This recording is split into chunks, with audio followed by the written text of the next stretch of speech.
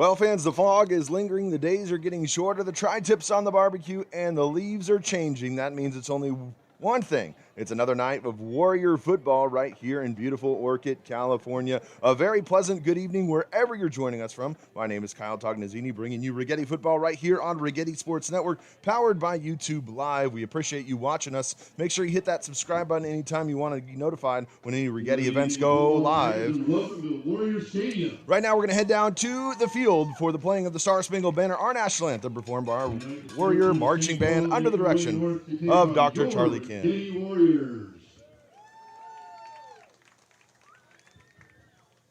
At this time, we ask you to rise, remove your hats for the playing of our national anthem.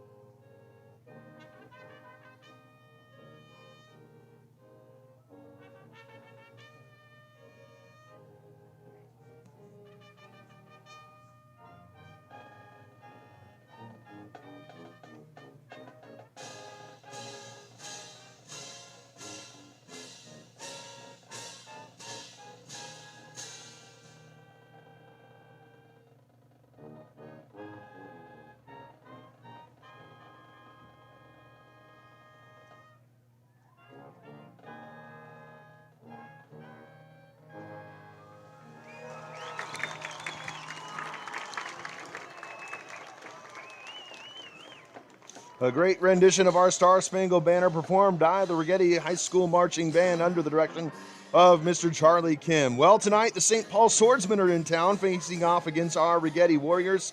And it's been tough sledding for the Warriors so far coming into tonight, still looking for the first win of the season. They've been on the road for almost a month, the last home game coming September 26th against Lompoc. On top of that, they've had a plethora of injuries, most notably by their starting quarterback, gunslinger Braden Claiborne, who went down with a shoulder injury against Santa Barbara back on September 3rd. Righetti comes into tonight with an 0-3 record, following in games to Lompoc, Santa Barbara, and Camarillo. That game was close last week at half, 7-6 Camarillo with the short lead at half. So Righetti did play a good, tough match last week. The big question, well, of course, the obvious question, how do you replace your starting quarterback and compete in the football games? Well, according to head football coach Tony Payne, it's a three-headed monster at quarterback tonight. Abel McCormick, Cooper Bagby, and Ryan Bovin will all be taking snaps from the center, and who's in kind of dictates what's going to happen. Bagby, well, he's got a cannon for an arm, will be in for the obvious passing downs. They like to run a little wildcat formation with Bovin, getting him the ball out of the backfield. And Abel McCormick kind of can do a mixture of both things, can throw and can get out of the pocket and can run as well. If there's a silver lining in all of this, it's still a non-league game, and that actually marks the final non-league game tonight for the Warriors as they head to Nipomo, or actually host Nipomo next week. And from reports I've heard, looks like Braden Claiborne is slated to play next week. So that will kick off the Warriors Mountain League schedule. As for the St. Paul Swordsmen, well, a little bit of a different story. They come into tonight's game at a perfect 4-0, wins against Valley Christian of Cerritos, Huntington Park, Jordan out of Long Beach, and Pomona's Diamond Ranch. Probably the first question I should answer, though, is where the heck is St. Paul High School? St. Paul High School, a private Catholic high school from Santa Fe Springs. If you're not familiar with Southern California geography, that's southern Los Angeles County, surrounded by towns like Downey, La Mirada, Norwalk, and Whittier. So the Swordsmen make the 4-hour bus trip north. I heard they came in yesterday and actually spent a night in the hotel, according to my sources. They're led by senior quarterback Isaiah Dunn, averages over 170 yards a game in the air and over 60 yards on the ground. He's complemented by a handful of receivers Aiden Bravo, Sahir Gomez, Orlando Zapedo, and Jamar Williams. They don't run the ball a ton, but when they do, it's usually Christian Melendez and, of course, Isaiah Dunn out of the backfield. The sophomore running back, Christian Melendez, on the other hand, he gets the brunt of the work when they do run. Of course, the Warrior defense has to keep an eye on the quarterback, Isaiah Dunn. He's not afraid to keep the ball and tuck the ball and scramble when the time is right. So that kind of brings us to the keys of the game. My key of the game, St. Paul likes to spread the field. They run the spread out of the shotgun. They like to throw the ball. And if they're going to get a turnover, how can Righetti get those turnovers? Can they get a stop? Can they get the turnover? Can the defense, which has been one of the strong points for the Righetti Warriors this season, how can they force some turnovers and get the Warriors offense into decent field position? If they can, I think the Warriors can have some success tonight. On paper, not a great matchup for the Warriors, but I tell you what, I think there's something to be said about having to travel all the way up here 4 hours and have a game so far from home. So we'll see how that plays out for St. Paul. For the Warriors, another key to the game, I think, really getting the positive plays on the ground. That's one thing they've been lacking in the last few games is getting positive plays, good chunk plays when they're running attacks. So it starts with the push up front. Can the offensive line and really the defensive line get some pressure, but the offensive line, can they get them push and get those positive yardage plays here tonight? Captains meeting on field, that is Zach Monaghetti, Malachi Broom, both in street clothes tonight, will not be playing. Austin Rice and that is number 1, Ryan Boven, are the two captains for your Righetti Warriors. As they do the coin toss, the referee flips it up into the air, and it looks like Righetti has won the toss. And let's see what they decide to do. The Warriors have won the toss and elected to receive in the first half. The Warriors want the football. They want to score some points early, see if they can get out in front of somebody. They will be defending the west end zone. So usually, like I've said before in previous broadcasts, if you're new with us, the wind blows from your left to right here on the screen. So the Warriors kicking in the favor of the wind. As far as wind, not a whole lot of wind right now. The fog is starting to come in from the coast. Flag is relatively still, so we shouldn't see too much of a factor with the wind here this evening. Warriors about to emerge from the tunnel 0-3. They lost to Lompoc in Game 1. They lost to Santa Barbara in Game 2. And then they lost to Camarillo last week. And this is their last non-league game before they start the Mountain League schedule against Napomo right here in Warrior Stadium next Friday night. So really the last tune-up before games really start to count here for the Warriors. St. Paul, like I said, they've been good. They're 4-0 on the season. Don't know a ton about them. They come from a league down what's called the Angeles League. Loyola, Crespi, St. Paul, obviously, and there's one other team I can't seem to remember, and I'll get that to you, I'm sure, as the broadcast goes on. Well, here we go. The music is playing. The Warriors flag is flying, and here come the Warriors. It's time for Righetti football. Cooper Bagby carrying the flag for the Warriors.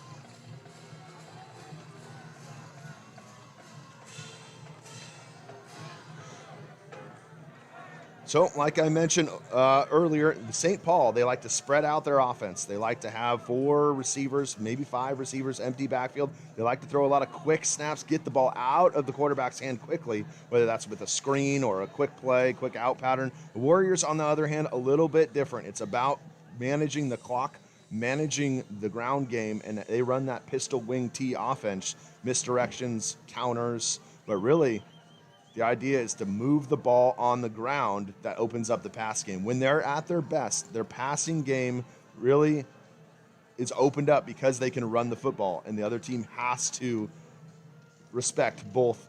It has to respect the run. So we'll see as the Warriors and the Swordsmen due to kick off really shortly.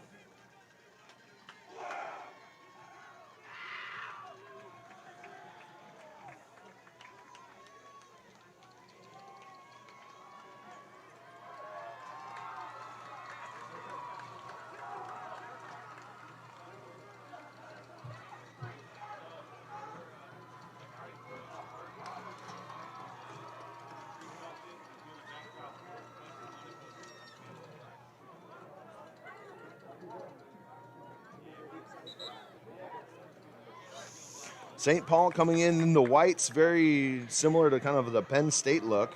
Little blue numbers outlined in red trim. Numbers on their helmets, all white uniforms. Righetti in your purple and white pants. It looks like Abraham Naviata will kick off for St. Paul.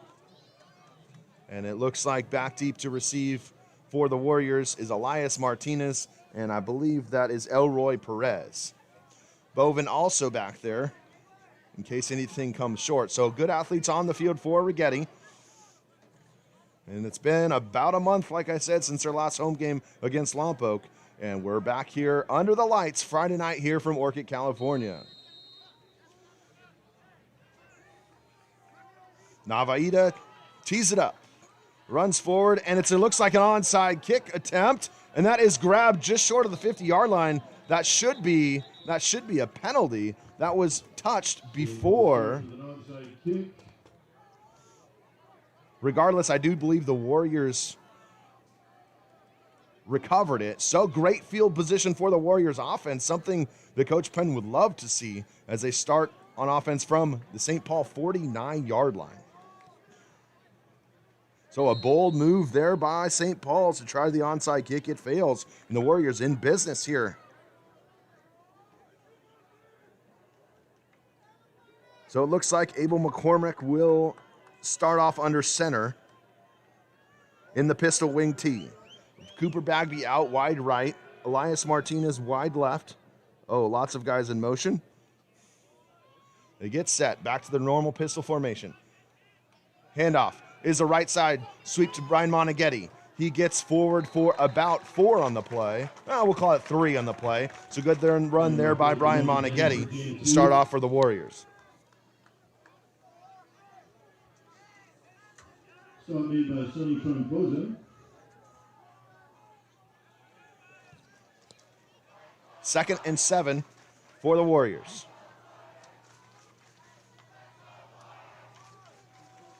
Martinez and Bagby, the receivers. Moneghetti, Mondole, McCormick at quarterback, Bovin in the backfield. Handoff is to Bovin. He's got some room on the left side, makes a juke move outside, and he gets about 4 on the play, so it'll be 3rd and manageable for the Warrior offense. And right away, I'd say 4-down territory for the Righetti. Made by Jeremiah Lefebvre. That brings up 3rd down and 3 for the Warriors.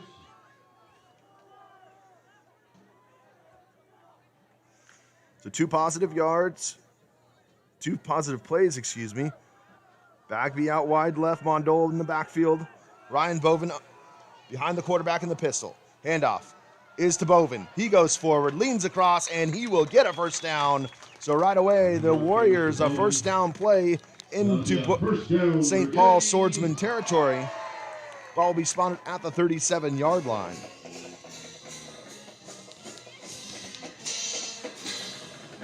So that's what we're talking about up front here for the Warriors. Can they get 3, 4, 5 yards a carry? Can they make it 2nd and manageable, 3rd and manageable? The negative plays, the penalties, are what have killed the Warriors thus far this season. How can they do that? Formation changes. Back into the pistol. McCormick drops back, hands to Moneghetti. He's got left side.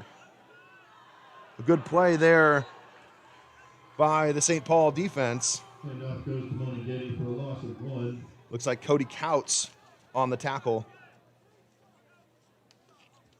Stop made by Lefebvre. So 2nd and 11. And this is the time where you may see Bagby take over the reins. He's the more throwing quarterback. We'll see what Coach Payne does here.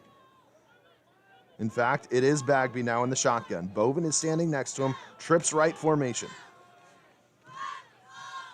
Oh, bad snap goes under the legs of Bagby. Bagby just does a smart thing and falls on it, but that will be a large loss for the Warriors. It'll back them up back into Warrior territory, so it'll be 3rd and long at the 49-yard line. Probably had a little bit of time to scoop it up, but probably a smart call, especially field position battle. Don't try to do too much.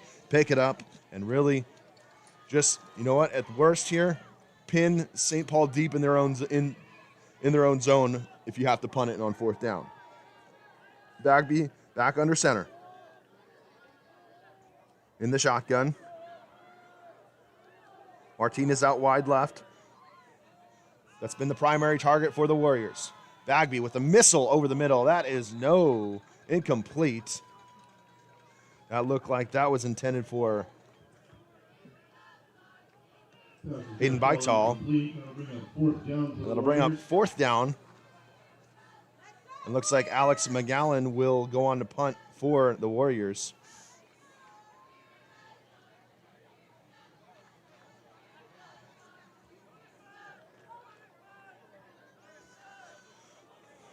McGowan standing at his own 36-yard line. Snap is a little bit low. He picks it up, makes the play, boots it deep. A great punt. Spiraling punt, fielded at about the 10-yard line. Penalty flags on the play. Warriors cover him up about the 12. So a very good job there by Warriors, and that has been something that I definitely noticed. They have made an effort to not only be able to punt the ball better, but kick the ball better. And they've got Joe Barrow and Alex McGowan, two guys that primarily do just that. In fact, that's all they do. And so a great punt there.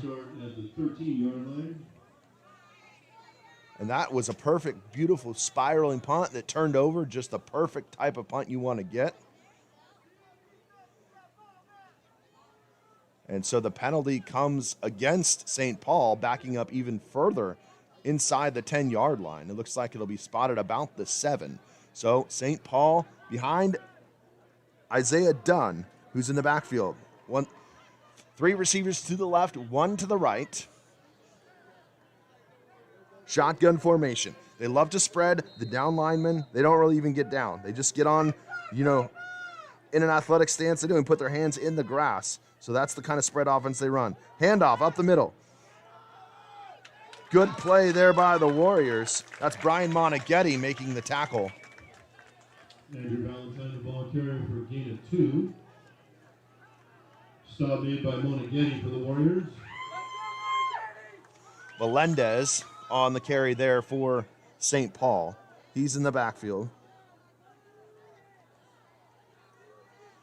Spread formation. 2 receivers to the left, 2 to the right. Isaiah Dunn, shotgun. Looking right, passing, complete. He's got his receiver, Nathan Saldana, and that'll be a first down for St. Paul, getting out across the 20-yard line.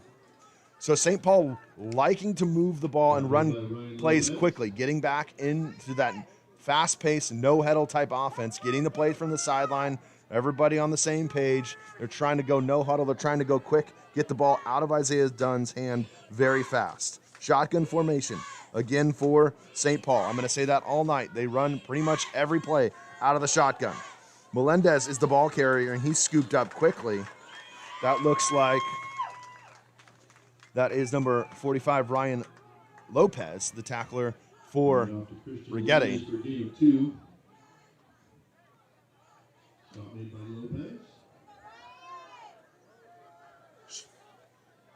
Another spread formation, Melendez in the backfield with Isaiah Dunn. Snap is a little bit low, but fielded. Quick throw to the right side, that's complete.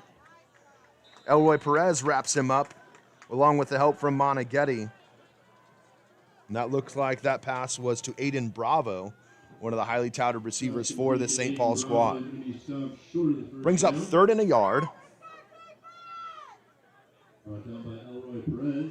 Warriors defensive back's going to have a tough time tonight with these receivers. Going to be busy all night long. Handoff, Melendez up the middle. Good play by the Warriors defense. A couple guys got to him, but he got a couple yards and it'll be a first down. Looks like Austin Rice and Brian Monaghetti were there in on the tackle.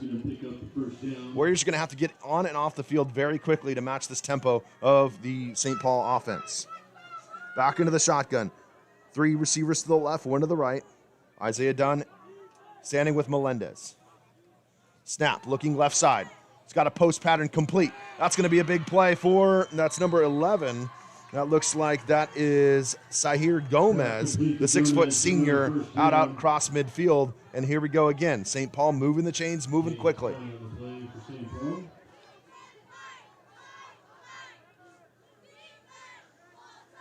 Isaiah Dunn gets the play from the coaching staff on the sideline. Signals out to his receivers.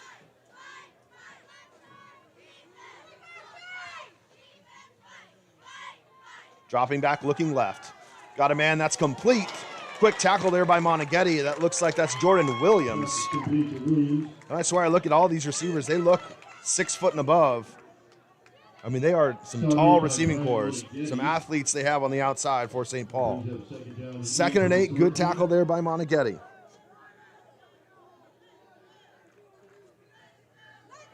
Jamar Williams in the backfield for St. Paul. Dunn looking right. That's going to go complete. Good pass to the sideline, but only about 2 yards on the play, as that one went to Nathan Saldana. So it brings up 3rd, and we'll call it 6. Maybe a long 5 for St. Paul.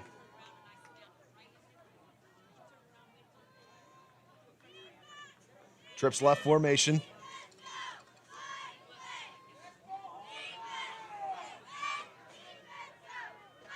Dunn moves with Jamar Williams in the backfield. Snap, handoff. Williams up the middle, tackled quickly. That's Ryan Lopez again. A good tackle there, only a gain of 2. So Warriors 4th down. And it looks like perhaps St. Paul running their punt unit on the field early in what I would consider 4-down territory. But hey, never know, could call a fake here. Warriors have to be smart and not jump off sides and allow them to get the 1st down on penalties. So we'll see if they actually do punt it here. Maybe try to draw the Warriors off sides. Got to be smart. Snap is back to the punter. And the kick is away. That gets out to the good St. Paul bounce, and that'll be inside the 15-yard line. It'll be a 12-yard line. So a defensive stop there for the Warrior defense. I said, how are these Warrior defense going to match up against St. Paul's high-powered offense?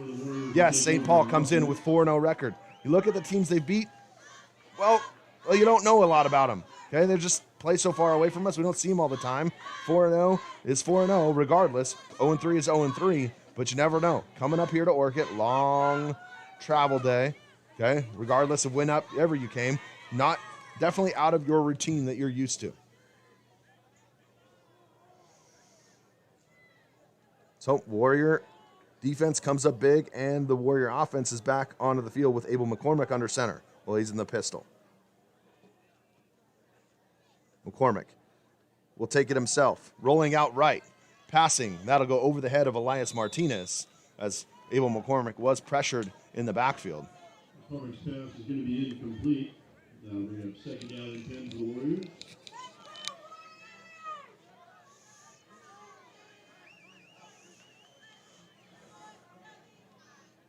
So 2nd and 10 upcoming.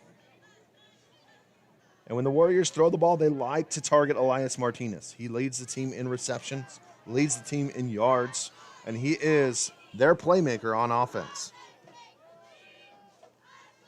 Handoff goes up the middle. Gets a couple, I believe. That was Moneghetti. Not sure. Nope, that was Bovin, excuse me. Bovin got that carry. A good play, forcing 3rd and long by the St. Paul defense. Coming up 3rd down for the Warriors.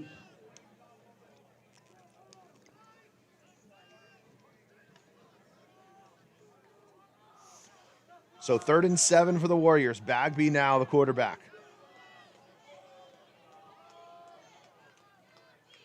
Bagby drops back, looking right. High throw, that's brought down. That's a great play there by Elias Martinez. Bagby just threw it up. He went up and got it one-on-one, and a great play and a 1st down, a really big 1st down for the Warrior offense on 3rd and long.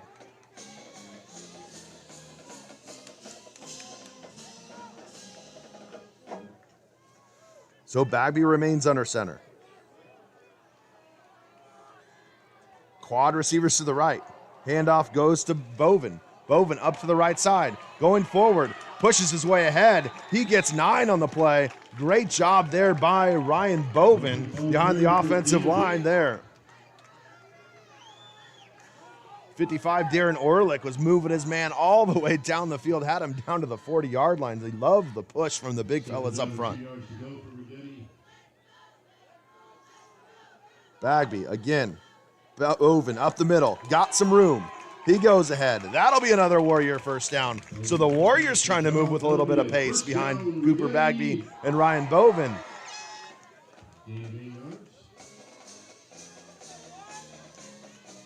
And that's the thing. They know, teams watch film. St. Paul knows that the Warriors have their starting quarterback out. So they realize that if Bagby's in, he's probably going to throw. The Warriors got to keep him honest. If they're going to think Bagby's going to throw, they're going to drop guys back, hand the ball off a few times. Now we keep him honest. Now we got something going.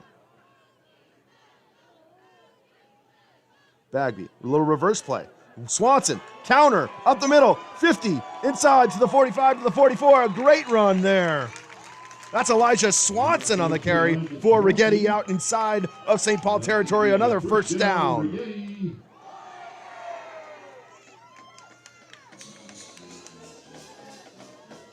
So the last 4 or 5 plays have been run with Bagby at the quarterback position. And he remains in there, this time next to Bovin. Swanson in the backfield. Martinez wide right. Handoff, goes to Bovin, cuts upfield to the 40, runs through a guy, gets another 5 yards a pop, and we will take that all night long if you're the Warrior offense. So if the Warriors are going to stay in this game, it's going to be about managing the clock. It's going to be controlling the clock.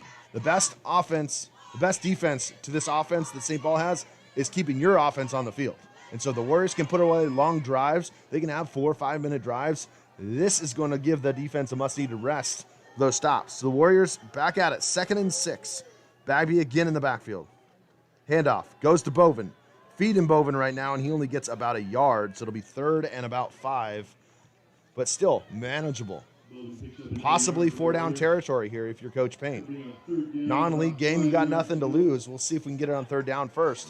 One of those downs where running is on the table, so is passing. You can do anything here. Could see maybe a little run-pass option, get Cooper Bagby rolling out maybe to his arm side, to the right side. He can either run it or he can throw it. Let's see what he comes up with here. Elias Martinez, the left side, Bovin standing next to him. Swanson. So a tight set here for the Warriors. We'll see. Bagby keeps it himself, makes a move, shuffles feet. Oh, the ball's on the ground. The ball is on the ground, and it looks like St. Paul's got it. Bagby had the first down, it looked like, but fumbled it. And St. Paul takes over a huge break for St. Paul in what looked like a great run there by Cooper Bagby, but a good job by the St. Paul defense forcing that turnover.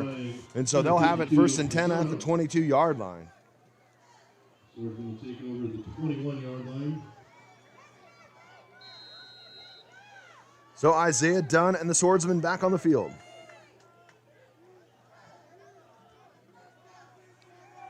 Jamar Williams in the backfield.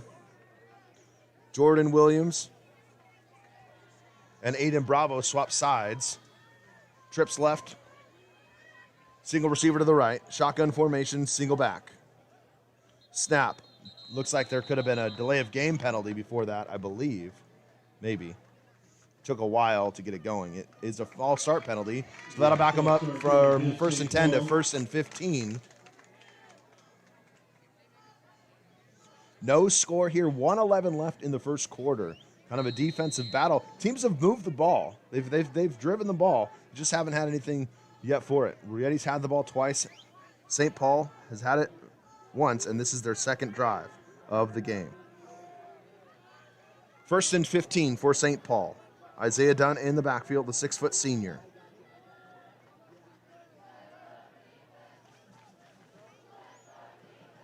Left-handed center, snaps, looking right, deep ball.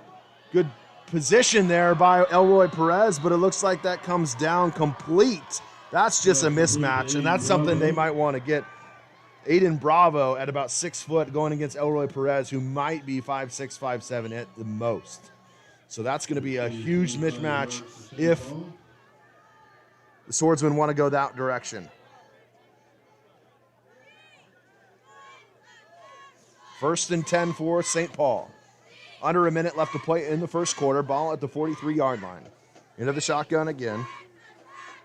The snap, looking right. Nope, he keeps it. Austin Rice is there, and he pummels Isaiah Dunn in the backfield. That'll be a tackle for a loss. A great play there by number 77, Austin Rice. You know, that's the thing with St. Paul, though. They will kind of bait these defensive linemen into kind of pursuing. They're going to run a quick screen. They're going to run kind of a little show or like a draw play right behind them. Watch out for that. The Warriors got to be careful not to over pursue on defense.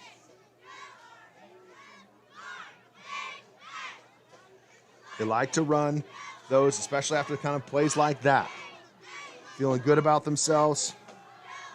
Looking deep, right side, that is incomplete. There's some miscommunication there by St. Paul. That looked like that was intended for Aiden Bravo. So a 3rd down and long for the Warrior defense with just 3 seconds. This should be the last play of the first quarter, barring any penalties.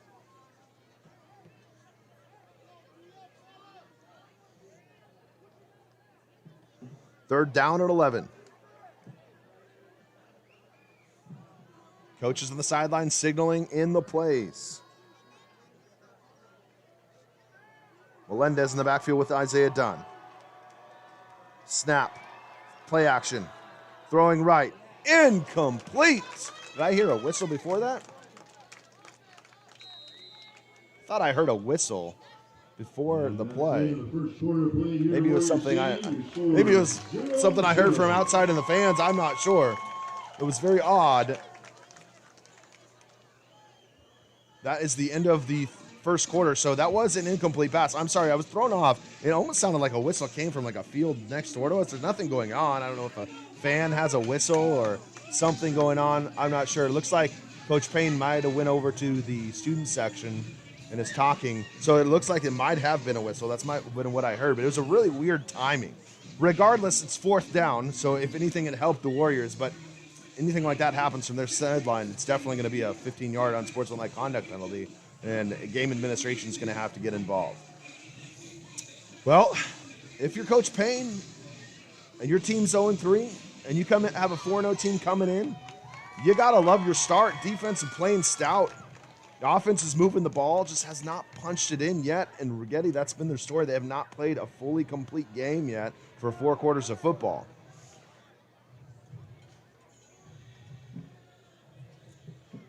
So it looks like punt formation to start the second quarter as Elroy Perez back deep for Righetti. The punter is Nathan Saldana for St. Paul as he's about 15 yards back. That's a deep stance back there. Usually punts 10, 7 yards deep, and he is well back there. He's like 17 yards back. That's a long snap.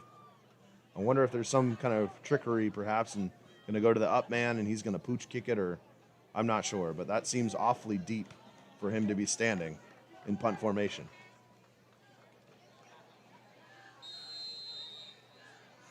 Well, we'll see. Long snap. He's got to kick it. That goes angled toward the out of bounds, but a good bounce for St. Paul, and that'll go out of bounds about the 13-yard line. It wasn't great off his foot, but it took a perfect bounce for St. Paul up the sideline instead of going out of bounds. There's a penalty marker. You must stop. That just cost your team a penalty. Whoever's blowing the whistle in the stands, you must please stop. Okay, I wasn't making things up. If you guys just heard our PA announcer say, whoever's blowing a whistle in the stands, that's going to cost your team a penalty, and it looks like it already did. No, correction. That penalty is a block in the back penalty called against Righetti. So that was the penalty called. It was not a unsportsmanlike conduct, but we got to get a hold of that very quickly. I wasn't hearing things. That makes me feel a little bit better. So there was a whistle coming from the stands during that last play. That can be dangerous too. Guys stop, think it's the whistle, somebody gets blown up. I mean, that's not good. We do not need that here. So the block in the back penalty, Warriors will have the possession of the ball, though. 1st and 10 from their own 9-yard line. Not great field position, but a good defensive stop. Bagby is the quarterback with Bovin in the backfield. Bovin has the carry. He goes around the right side. He gets about 6 or 7 on the play. Good run there by Ryan Bovin, who's been the workhorse so far.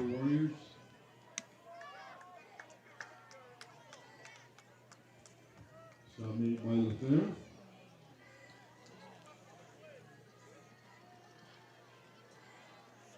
second down and 3.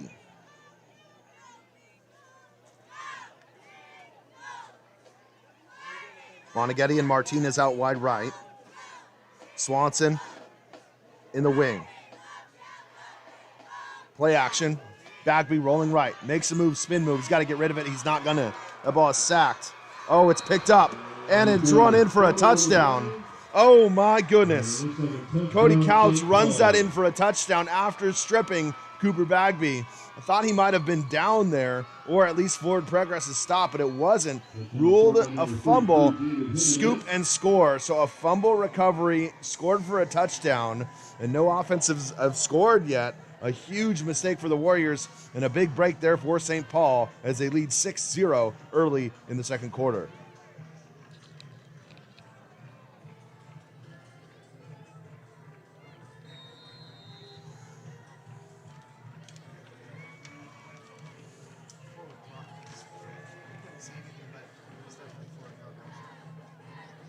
Abraham Navaida in to kick the extra point.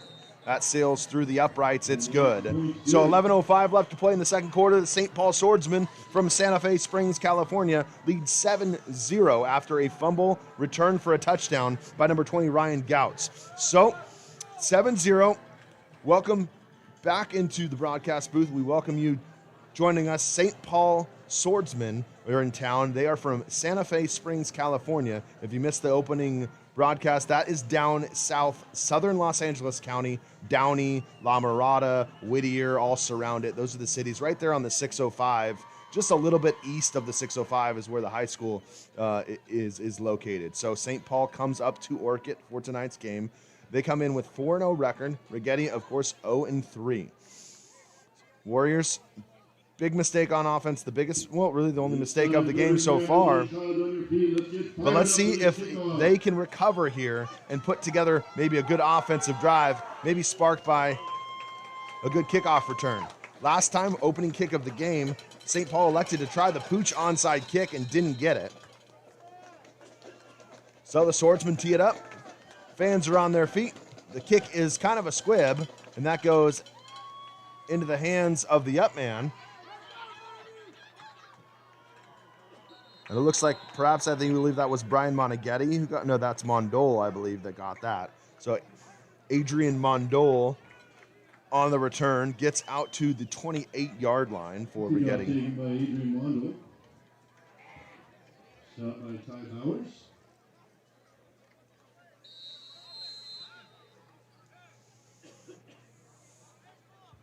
Or is he going to begin at the 27-yard line?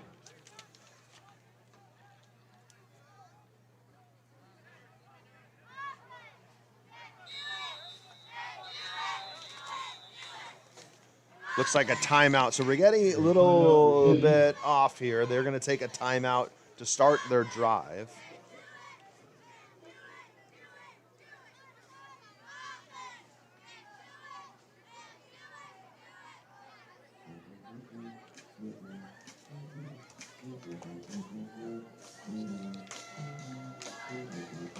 Well, if you're just joining us, we welcome you to Orchid, California. You're watching Righetti Sports Network right here on YouTube Live. Make sure that you hit the subscribe button if you're curious about any Righetti sporting events all season long. We try to do all the home football games. We try to do a good majority of the home basketball games, both girls and boys. And that's pretty much what the slate is for Righetti Sports Network so far.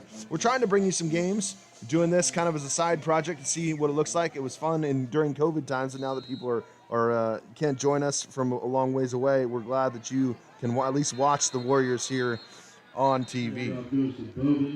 Bovin on the ball carrier. By number 45, Justin Contreras. Loss of about 5 on that play, so it'll be second down and 15.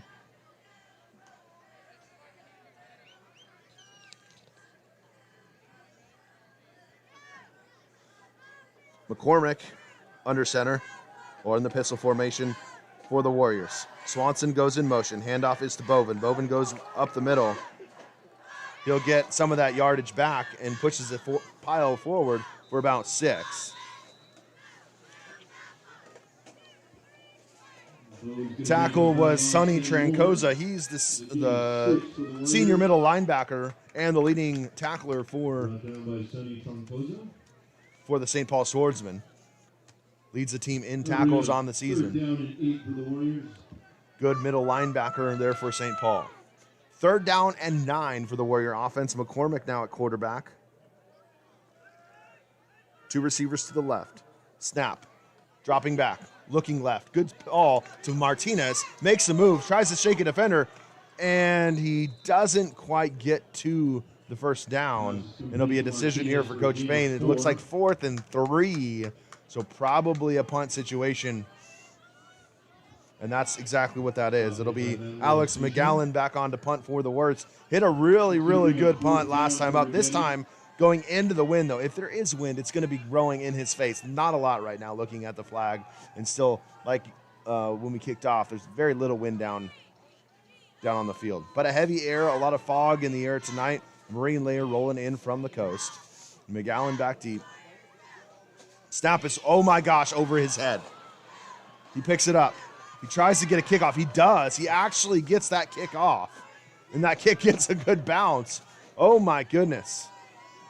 Wow, that was an athletic play by Alex McGowan. Really saved what could have been a very disastrous play as that snap went over the head. And he made a play, picked it up, and still got a kickoff. And at least it wasn't a negative 8-yard punt.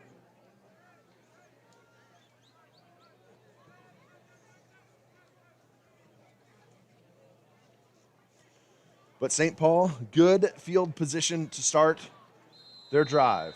7-0, they lead. Warriors, really, mistakes on offense have killed them, and that defense is keeping them in the game. It's kind of been the MO so far this year. Warriors defense has been keeping them in games, and the offense just has not quite got rolling, but as expected with a backup quarterback. Isaiah Dunn on the design quarterback run. He spins. Good move by Dunn. Gets inside the 25-yard line. A good design quarterback run there by Isaiah Dunn, and they'll move the chains for St. Paul. Brought down by Brian Moneghetti. Moneghetti on the stop for Righetti as St. Paul moves fast. 1st and 10 from, we'll call it the 26.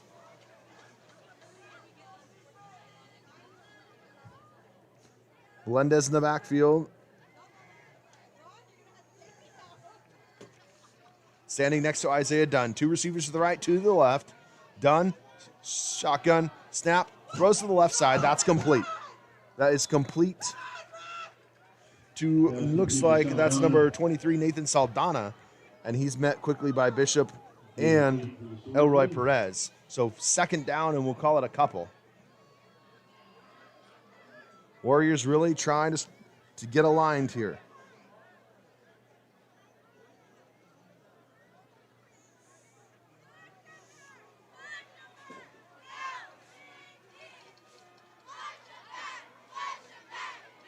Design quarterback run again. Dunn goes to the left side. Got some room to run inside the 10. Brought down about the 5-yard line as it looks like Ryan Gomez gets him again there, but a 1st and goal upcoming. Ryan Lopez, excuse me, for the Warriors. 1st and goal for St. Paul, looking to make it a 2-touchdown lead.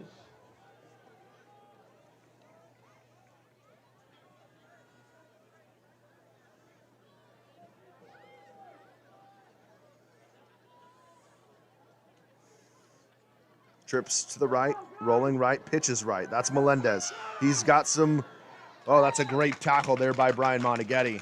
A great tackle by Moneghetti. Shot the gap and was able to get Melendez for no gain. So it'll be 2nd down and goal from the 5. So made by Moneghetti.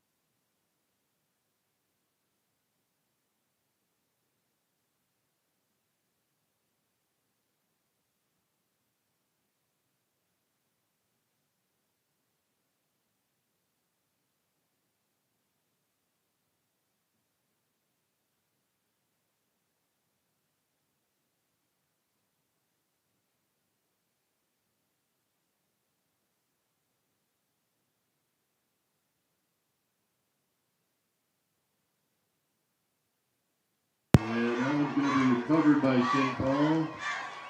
Number 34, Manuel. All right, we apologize if you dropped off. We had some technical difficulties here. You didn't miss a whole lot. The St. Paul did score. I'm not sure where it dropped off, to be completely honest with you, but it looks like we are back in live again. Welcoming you back. It is 14-0. St. Paul leads. They just forced another fumble by the Warriors offense, so another turnover for Righetti and leaving St. Paul into good field possession again. That's been the problem for the Warriors, the turnovers. They've had 3 fumbles so far this game, and it's really led to points for St. Paul. Isaiah Dunn rolling out right side, throws it up in the air. That's going to be incomplete. So a good defensive play there. Looks like Case Bishop was in the backfield for Righetti. So if you missed it, the Warriors, St. Paul scored on a 5-yard fumble recovery for a touchdown by Ryan Gouts. That made it 7-0. It was 14-0 once Isaiah Dunn, a 5-yard pass to Nathan Saldana, and that's how we got our 2 scores. Dunn looking into the shotgun, throwing, that's complete. A good job there by Sahir Gomez for the first down from Isaiah Dunn. So it'll be 1st and 10, St. Paul from the 26-yard line. So hopefully that catches you up with everything. 14-0 here. 5:06 left to play in the first half.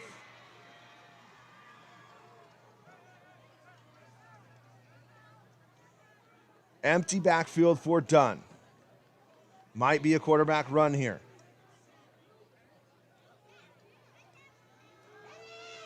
It is. Design keeper. And that is a gain of about 5 on the play. As there's down lineman for St. Paul injured on the field. We'll take an injury timeout.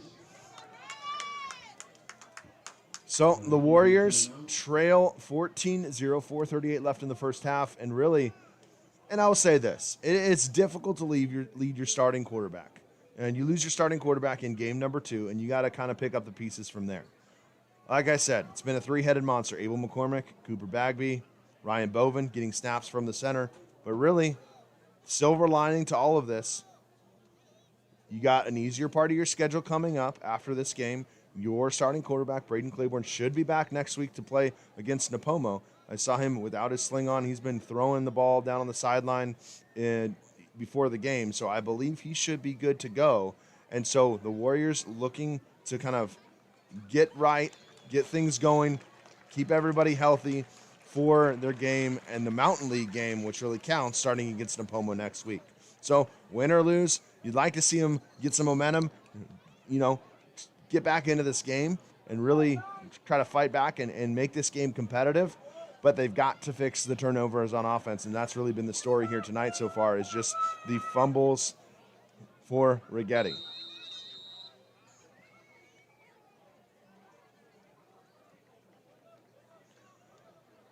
Second down and 5 yards to go for St. Paul. Back into the trips formation to the right, 1 receivers to the left, single back formation. That's Melendez standing next to Isaiah Dunn.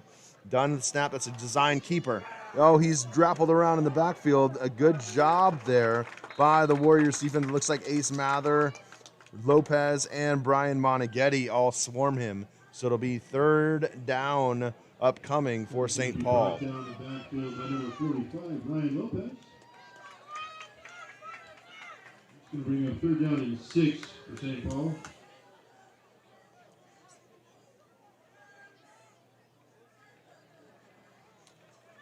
So we'll call it 3rd and 7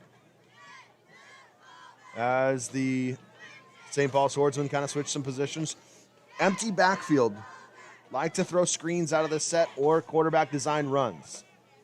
You can see the offensive linemen kind of hold back, let them throw. They're not going to do it this time. They're going deep. Left side, one-on-one matchup. That's a good throw, but that's out of the end zone. And that'll be incomplete. Good coverage there by the Warriors. And that'll force a 4th down and a decision to make. Watching the kicker warm up on the field, I wasn't that impressed with his leg. I don't see them really trying to kick this. It'd be about a 42-yard field goal or so. So they're going to leave the offense on the field. Keeping the empty backfield. Quarterback just himself. Spread the field 5 wide. St. Paul might take a timeout. They're taking a lot of time here. 3:26 left. Time to make some noise, Warrior fans. Rolling right, done. He's running. Being chased by Lopez. Throws the ball up. That's a batted down. Great job by the Warrior defense. Another great play. Jacob Nelson with a great play there by the Warrior defense. Getting the turnover on downs. A huge play. And man, the Warriors needed that one. That Warrior defense is looked good. They are tired, though. They got to get some offensive drive. They got to move the ball and chew up some clock. Ideally, chew up the rest of the 3 minutes and score a touchdown, make it 14-7 before the end of the first half. Let's see what the Warriors can do.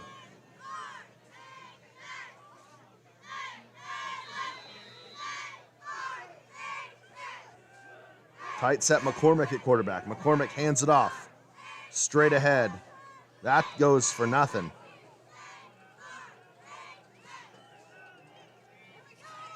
That was Jeremiah Coronado who got the ball there for Righetti. And now goes to Coronado for a short game.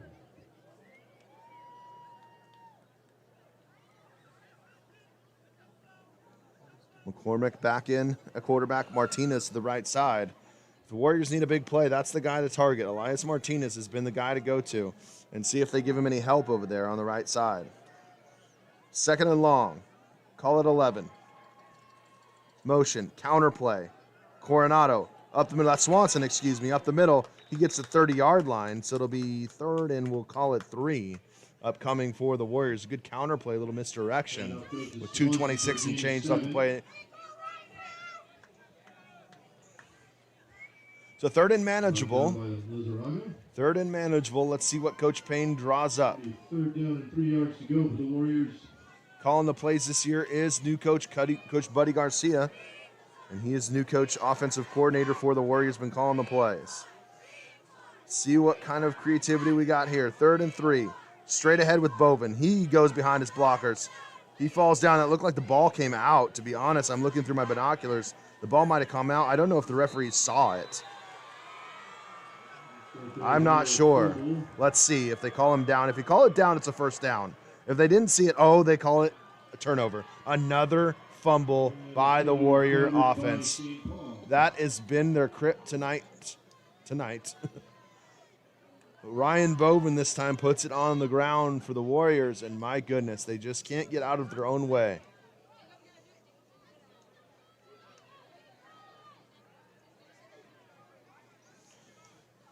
So another very tired Warrior defense. A lot of pressure on this Warrior defense. See what they can do. Pass. Left side. Complete. Oh, fumble. Fumble. Fumble on the play. Looks like Elroy Perez has it. Warriors. Warriors have it. Elroy Perez. Cooper Bagby hit him hard and jolted the ball out. And again, just on cue, he did it. Warrior defense comes up clutch again. My goodness. Time to get out the sticky stuff for both teams.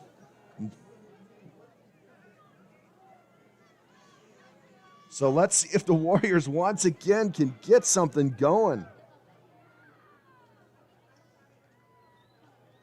Bovin up the middle. He's tackled quickly. That looks like Jeremiah LaFeary Jr. on the tackle. It'll be 2nd and 9. Let's see if the Warriors try a shot downfield with 1:22 left. Timeout, probably a timeout by St. Paul. They're going to take a timeout. They're thinking that they want the ball back and they want to score again. So Warriors, let's see what they decide to do. You have 2 options. You keep running the ball, but you're down 14, and you force them to use their timeouts and punt it away. Or you take a shot downfield, see if you can't get a couple of yards. Obviously, the disadvantage of that is incomplete passes stop the clock. So big decisions, but hey, non-league game, you're down 14, your house, might as well take the shot.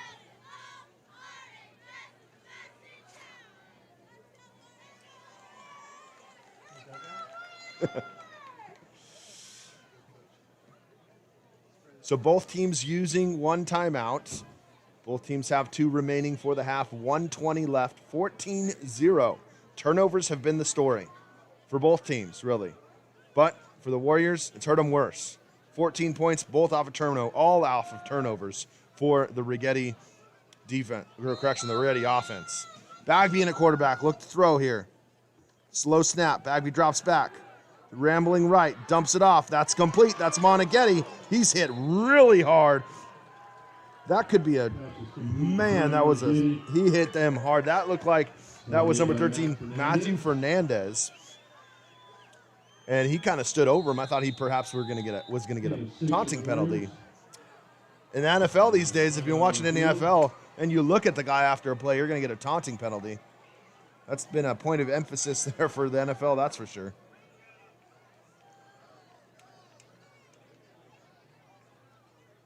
So St. Paul takes another timeout as they have 1 remaining here on 3rd down and about 6.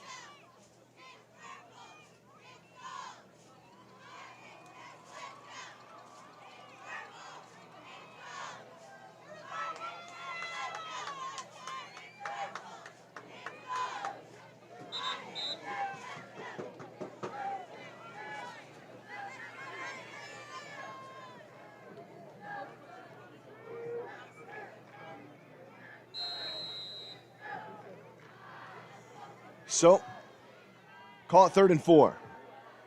Bagby, the quarterback, with Bovin in the backfield with him.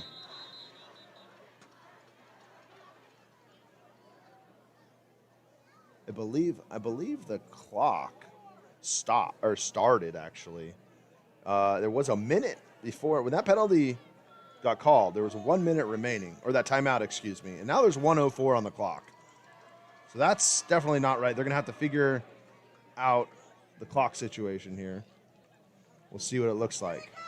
We might have adjusted. My guess is they adjusted, but when I looked before it was running, I don't know what's going on here. There's no penalty. I think it was a clock issue.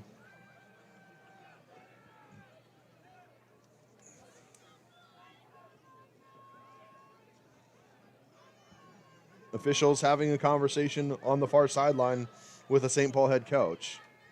1:03 according to the clock right now. 14-0, 3rd down and 4. Bagby with Bovin in the backfield. Elijah Swanson out to the left. Elias Martinez to the right. Bagby dropping back. Quick throw. That's batted down at the line of scrimmage. That'll be incomplete. That was intended for Elias Martinez. They tried to get that out of the hand quickly, but that's incomplete. Now 59 seconds. 4th down. Probably going to have to punt here. Punt it, let them use 59 seconds. You know, high school's a little bit different. It's got those college rules. Clock stops after every 1st down. And so, yeah, only 1 timeout. But you have big chunk plays, and you can stop the clock. You can run a lot of plays in 59 seconds. Now, the clock stops, and, of course, it resets once the ball is placed down and the chains are reset. That's only on a 1st down. So we'll see what the Warriors or the St. Paul Swordsmen elect to do. Another high snap. McGowan fields it. This punt is not very good. It's kind of a knuckleball to the near side of the field. Takes it good, bounces it. Don't touch it. Don't touch it. Let the clock run. Oh, my goodness. Let the couple seconds go off the clock. Let the officials just call the time. And you know what? 2-3 seconds there. That could be big later on.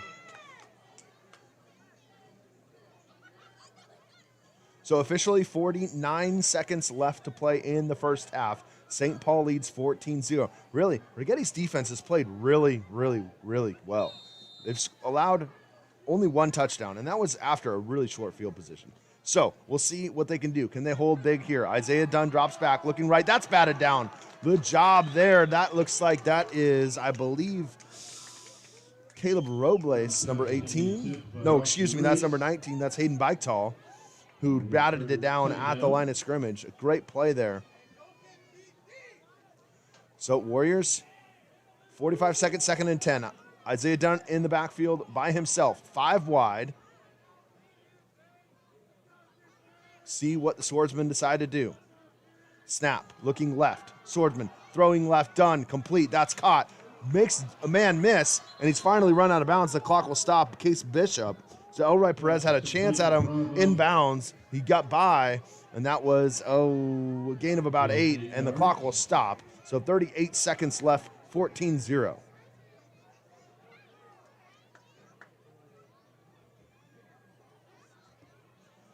Third and a couple. Again, 5 wide. See if Coach Payne elects to bring any pressure. Drops guys back and covered. No, quarterback run. He runs into a wall. Oh, he gets outside to the left.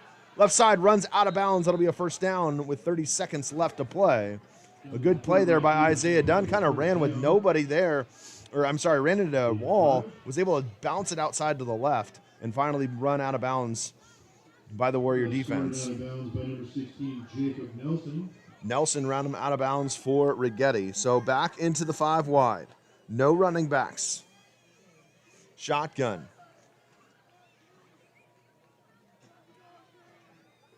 31 seconds left to play. Dunn looks right. He's being pressured. He's going to scramble. He's got some room ahead of him. He goes out inside the 35 where he's run out of bounds. Again, clock stops. 25 seconds left. The Warriors got to keep him in bounds. If they can keep him in bounds, it's going to keep the clock running. Obviously, first down stops the clock. Out of bounds, incomplete passes. And St. Paul has 1 timeout. So they want to use that or they want to keep that. But if the Warriors can force him in bounds, that's going to be huge. Warriors kind of more playing press coverage. Dunn looking to the right, gets out of it, being pursued. Lopez gets him down. Good play there after only a gain of about a yard. A great job, and I said tackling him inbounds. That play took 8 seconds. There's 17 seconds left on the clock. It's going to be third down. St. Paul has just burned their final timeout. So really maybe you're going to take a shot here probably for St. Paul. You got to throw one deep, and you don't necessarily have to throw one deep. You can throw something down the middle of the field, short field goal, but you really have to be conscious of the clock, especially on first down. You got to get the first down. You can't take a sack. With 1 timeout. With no timeouts left, excuse me. So if you're the Warriors, you're kind of guarding the goal line at this point. 17 seconds. Warriors defense has come up clutch for them so far in this game. Really have kept the Warriors in this game. I believe that it feels like the whole second quarter St. Paul has been on the field offensively. Warriors defense has got to be tired, but they are playing their hearts out right now. 17 seconds left, and the ball at the 31-yard line.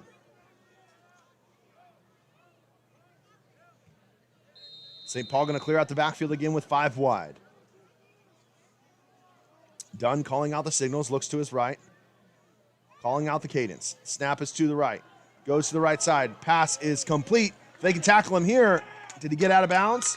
Official does rule he got out of bounds. Did that pass? Oh, there's a holding penalty in the backfield. Excuse me. That's a huge penalty and a great job by the Warrior defense. So it'll be third instead of first down at the ball at the 24-yard line. That's going to be a third down and about 11. Ball at the 41-yard line. Actually, it's going to be back further than that. It is 10 yards from the spot of the foul, so it's going to be third and about 17, I believe, with 11 seconds left.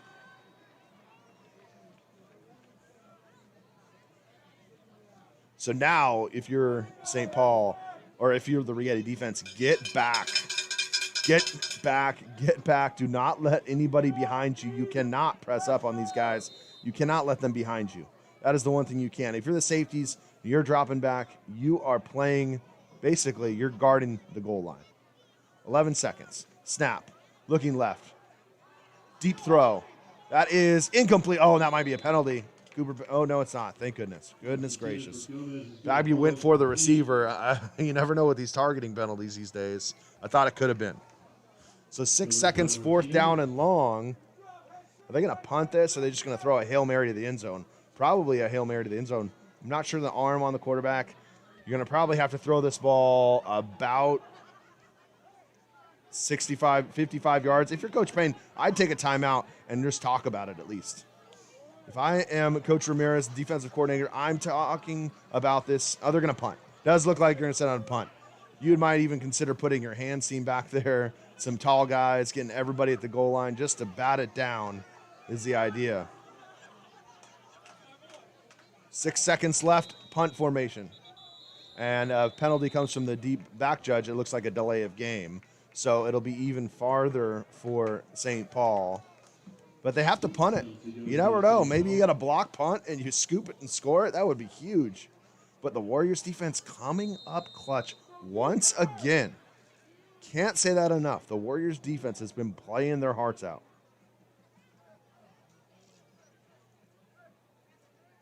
Snap is good. Kick gets down the field. And probably don't even want to touch this ball. Let the clock and the quarter and the half run out. And that's exactly what the Warriors will do.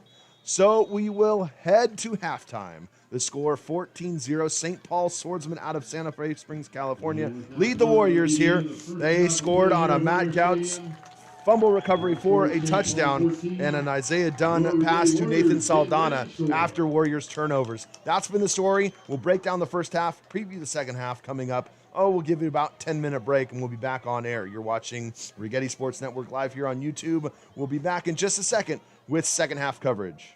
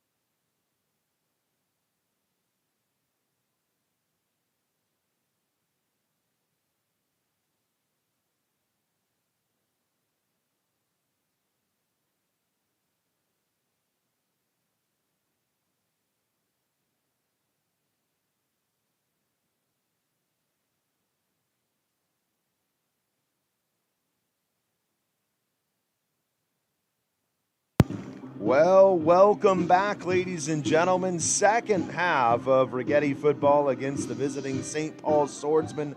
In just about 2 minutes until kickoff, the St. Paul Swordsmen will receive the second half kickoff.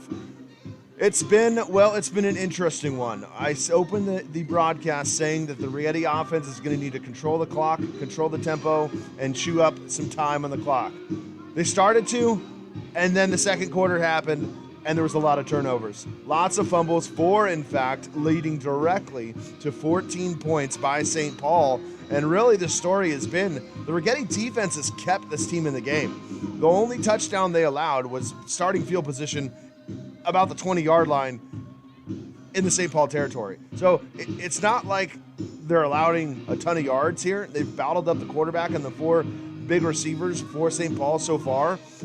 It's been really just the failure to move the ball offensively for Righetti. I mentioned earlier, obviously I know the the starting quarterback for Righetti, Braden Claiborne, has been out with a shoulder injury since week 2, the opening quarter of week 2, in fact. He'll be back next week, but there's still a half of football to play before we move into the Mountain League. And if you're the Warrior offense, your Coach Payne, your Coach Garcia, you got to figure out a way to get the quarterback outside the pocket. You got to figure out a way to get those chunk plays. Had some success with Bovin early, but I think at this point, St. Paul's kind of just banking on the fact that they're not going to run it up their guts. They're going to have to beat them, and they're taking that chance. So we'll see how the second half plays. For the Righetti defense, they had a lot of time on the field in the second quarter. They were tired, but they held strong. They have been playing out of their minds. I can't say that enough. So that's something to look forward to. That's good. You know the offense is only going to get better. So where can we find some offense tonight? We'll have to find out. The scoring, well, the scoring was done by a Cody Gouts fumble recovery for touchdown for St. Paul. He forced a fumble about the 5-yard line, scooped it up and scored. So that was an easy 6 for St. Paul. Extra point was good. Then it was Isaiah Dunn to Nathan Saldana after another fumble by the Warriors. But that was a 5-yard touchdown pass. A good play from Isaiah Dunn, getting outside the pocket and finding Saldana over here in the right end zone. That's the scoring, 14-0. Righetti really hasn't threatened since the first quarter. In fact, they didn't have the ball a ton in the second quarter. So we'll see what they do. Righetti defense back on the field here as they will kick to St. Paul. And 14-0 here in the final non-league matchup of the season for the Righetti Warriors. They host Napomo next week in a Mountain League game. And really try to make it through the second half full strength, keep everybody healthy, and work on those positives going into next week with a couple really winning really games that you could win. Winnable, excuse me. I was thinking of that word, winnable games coming up for the Warriors. Well, third quarter about to get underway. It looks like that is going to be, I believe, Barrow to kick for the Warriors. The new kicker toes it up, Joe Barrow, the righty. And he boots it away. That's going to go deep. A great kick. Good height on that one. That's fielded about the 5-yard line. And a good job there by the Righetti special teams unit. That looks like Ace Mather on the tackle for Righetti. There is a penalty marker on the play. Let's see what we have. It looks like a personal foul was the indication against St. Paul. If I'm the official, the referee, the white hat, turned to the other stands or the other coach and gave a signal. Looked like personal foul. I couldn't see as his back was turned, but I believe it was a personal foul penalty. There's 2 flags actually on the play, so maybe, let's see. A personal foul penalty called against the Warriors. Personal foul penalty called against Swordsmen. Those penalties will offset, so it will just will stay with what they have on the field, which will be 1st and 10 from the 20-yard line. Okay, so back at it, Warrior defense. Isaiah Dunn, they've bottled them up pretty good. They've kept the receivers in check. Nothing giant on the pass plays, but they have been able to move the ball a little bit, but the defense has been holding tight. Dunn looking left. He's got a man wide open. Oh, Pass complete to Jordan that Williams. is Jordan Williams Downs after a gain of about 9 yards. on the reception. And it'll be 1st and 10 They're going to give him the first down. for St. Paul. Back into the shotgun again. 2 receivers to the right, 1 to the left. 3 receivers to the right, 1 to the left. Single back formation. Dunn drops back looking right. Throws the ball right side. He's got another man. That's complete. Pass complete to Gomez for a gain of 5. Sahir Gomez on the reception for St. Paul. It'll be 2nd down and about 4. Abel McCormick on the tackle for Righetti. Dunn looking to the right side. That is another completed pass down the right sideline. That's Aiden Bravo.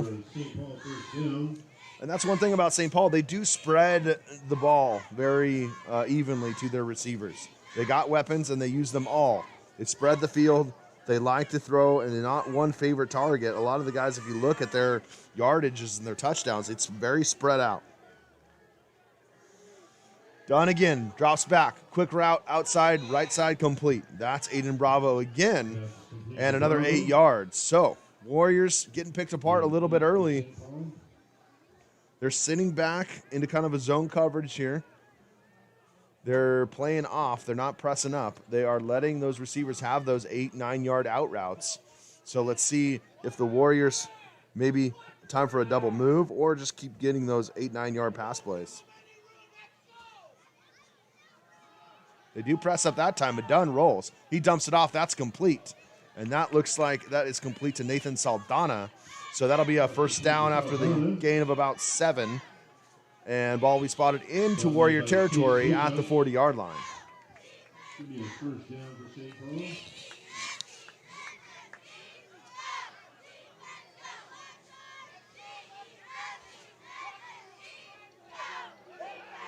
So the Warriors defensive backs do play up a little bit here. We'll see what they choose to do. Haven't seen any screens really, or any kind of plays behind the line of scrimmages. St. Paul did like to run a lot of those in the film that I watched. Dunn scrambles out of it. He's got some room to run. He goes to the right side. He's brought down from behind. That's Case Bishop on the tackle, but that's a gain of 14 yards and another positive play, big chunk play for St. Paul. Oh, correction. We have a penalty marker. Excuse me. There's a penalty marker on the play. Sometimes I get so caught up in watching the play happen, I don't even see these penalties.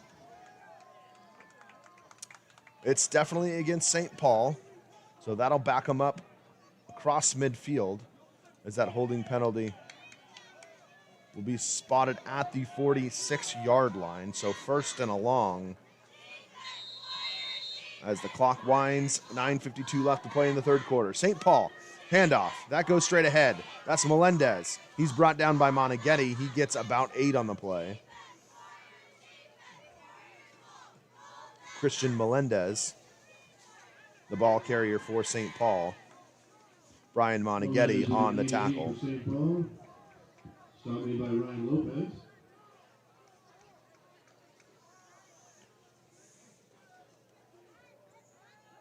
Dunn drops back, looks left. Throws, complete. That's his big number 15, Jordan Williams. He stumbles, drags some Warriors with him, and he's inside the 30-yard line. A good play there, Isaiah Dunn to Jordan Williams. And St. Paul wants to work fast.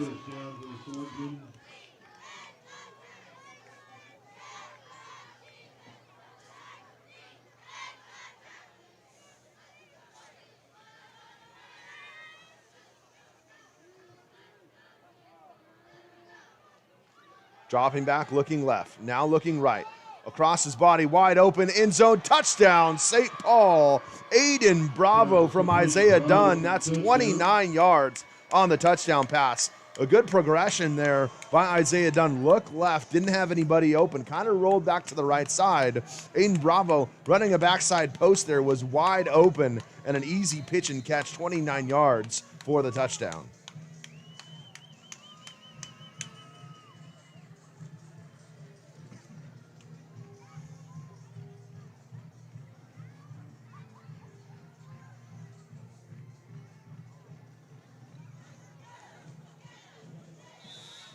So the kick is good. 21-0. Swordsmen lead Righetti here with 8:48 left to play in the third quarter. So if you're St. Paul, exactly what you wanted to do is get the ball after halftime, march down the field, and score. 21-0. The way offense has been moving tonight for the Warriors, 21-0 feels like a big, big lead, that's for sure. We shall see. The story, really, last week, Warriors go down to Camarillo High School to play the Scorpions. Big school down about an hour and a half south of here. And kind of a team like St. Paul. Heavily ranked, good record, played hard. But Righetti kept it 7-6 at halftime. Probably to a lot of people's surprises, it was that close. But the story again, just not being able to move the football. That game ended up getting out of hand late, 29-6. And if you're Coach Payne and the Warriors tonight, you got to figure out a way to get some points on the board, that's for sure.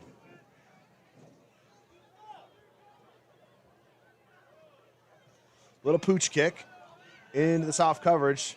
It's jumped on by the Warriors. Looks like Isaiah Abrigo jumps on it. First period TA, he does a fantastic job for me. We're going to take over on the 34-yard line.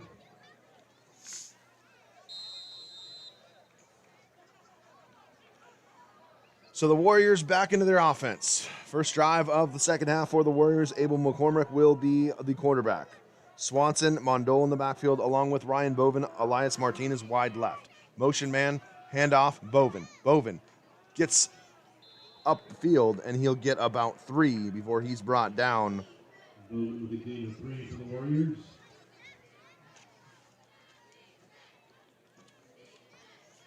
So 2nd down and 7 for the Warrior offense. McCormick again.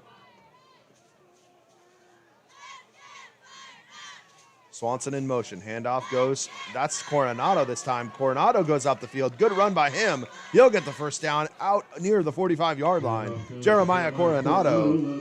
First down, Righetti. Great run. 1st and 10 for the Warriors. Swanson in motion. Handoff goes to Coronado again. He goes to the right side this time. He'll push his way forward, and he gets about 2.5, call it 3 yards on that carry. So more positive yards for the Warriors as they near midfield. Still waiting for that big one to break. You keep running, you think maybe here comes the counter play. They like to run that like fake trap, counter to the other side, misdirection. They love to run it. McCormick.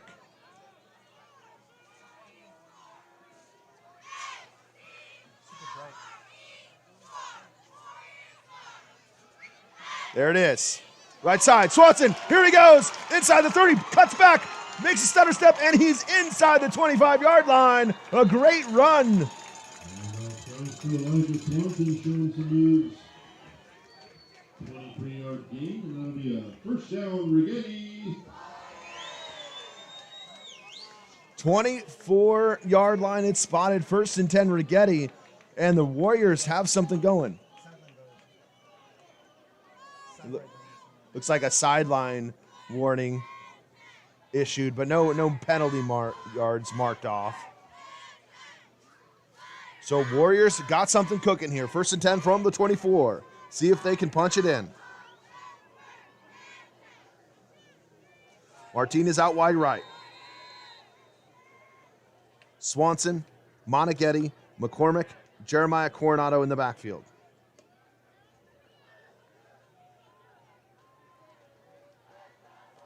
Rolling out to the right, looking for Martinez, backside. That's complete. That's Abrigo, shakes it, goes forward. Isaiah Abrigo with the big run and catch from Abel McCormick. It'll be 1st and goal for the Warriors. They got something going. Good play call, got Abel McCormick out in the pocket and able to find Isaiah Abrigo, the tight end. You don't see a lot of tight end catching the passes getting caught. In fact, Isaiah Abrigo, his first time playing tight end tonight. Coach Payne worked with him all week in practice, was telling me, you know, I'm going to work with Isaiah. He's going to be our tight end this week. And there he is. There he is right there. First and goal for the Warriors. Handoff goes to Coronado. He's got some room. Can he get in? No, he stopped just short of the goal line at about the 2-yard line.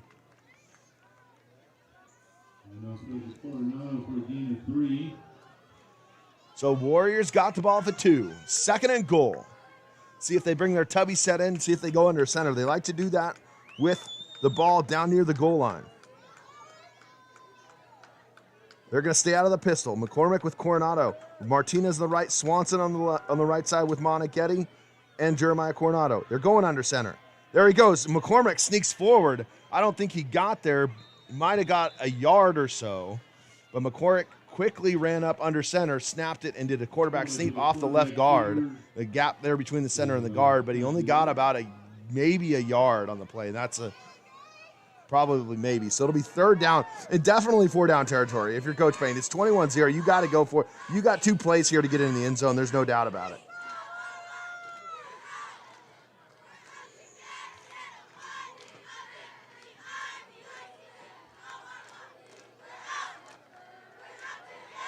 McCormick with Coronado in the backfield. Mondole also there. So is Elijah Swanson. Mondole goes in motion. Handoff is to Coronado. He gets into the end zone. Touchdown, Warriors. Jeremiah Coronado from 2 yards deep. That's a touchdown.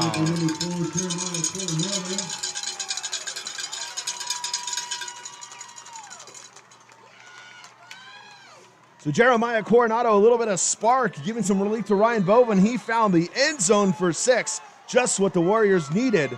That is 21-6 now, with an extra point pending from Alex McGowan. Oh, we have a penalty mark on the play. It looks like it'll be an encroachment penalty call against St. Paul. So they jumped.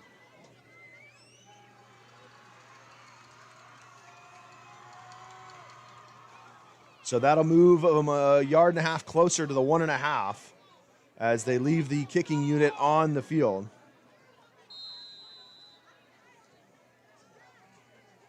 Jaden Squibb to hold. Alex McGowan to kick. Snap is decent. Kick is up. Kick is good. So with 5:30 left to play in the third quarter, Righetti cuts it to 14, 21-7. Just like that, ladies and gentlemen, we're back in this one.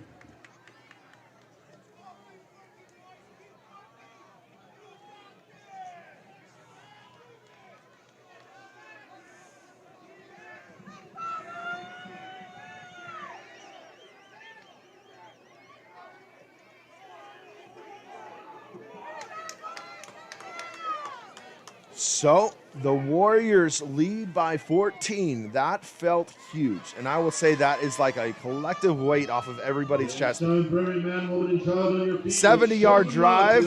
Offense was clicking. A lot of run plays. One big pass play to Isaiah Abrigo. Jeremiah Coronado, the story of that drive. He gets in from 2 yards out and cuts the lead to 2 touchdowns. So a stop here, another score, you never know. Warriors got some momentum. Barrow on to kick. He boots it. It goes low, bounces a couple times, picked up at the 15, but it's fumbled. He falls on it. A good job there by the St. Paul Swordsmen to just fall on it, but bad field position. Good job by the special teams unit. It'll be 1st and 10 for St. Paul inside the own 15-yard line. Oh, a prime time for a Warrior turnover. This defense has worked its rear end off all night long. Let's see if they can come up with something. That is what they're trying to do. Come up with something. Warrior defense gets at the quarterback, force a turnover, get a good break. That's what they need. Trips left formation, single set backfield. Third looking to the left, throwing to the right. That ball is complete, but that's going to only be a gain of a yard. Nathan Saldana on the reception there for St. Paul. So 2nd and 9 upcoming. St. Paul's come out in this second half. They want to get the ball out quick. They're going quick 3, 4, 5, 6-yard out routes. They're trying to hit the sidelines. They're taking advantage of the off coverage there by the Righetti defensive backs. Again, looking left. That's batted down. Oh, no, it's not. Just kidding. I'm sorry. For whatever reason, that got in the light behind the goalpost that I'm looking at, and it looked like it got batted. That was a perfect throw. That's completely my fault. I apologize. I was way too excited for a normal completion. 3rd down at a yard. Righetti pressing up. Dunn in the backfield. With a single setback handoff. Goes up the middle. I don't know if he got it. I don't think he did. I think that's a huge stop by the Righetti Warrior defense, and it's going to be 4th down. Let's see what Coach St. Paul decides to do. I think he's going to punt. That's going to be a huge defensive stop there by the Righetti Warriors. Oh, my goodness, the punt unit is coming on the field. So like I said, Warriors, man, if they could get good field position and punch it in again, we got ourselves a ball game. Let's see. Should have good field position. Should have good field position. Elias Martinez is back deep to receive. Isaiah Abrigo also jogs back there. Oh, they might fake this. We'll see. They come in tight, a tight set. Goes over the head. No, he catches that. Good punt. That's going to be caught by Martinez. He's going to have some room. See if he can get outside. He can't. Goes to the right side. Jukes. Oh. But good field position. Good containment there by the St. Paul punt team. But great field position as the Warriors have the ball inside of the 40-yard line of St. Paul's with 4 minutes left to play in the 3rd quarter. We got ourselves a ball game, folks. Big question is, can they replicate the drive that they just had? Just had a huge drive. St. Paul 3 and out. Righetti starting to feel a little bit of momentum, starting to feel a little bit of confidence here. McCormick is in the backfield with Coronado, leaving him on the field. Bagby out wide left, Martinez out wide right. Handoff is to Bovin. Bovin cuts upfield. Bovin to the 35-yard line after a gain of about 4. A good positive play for Ryan Bovin, the senior running back captain.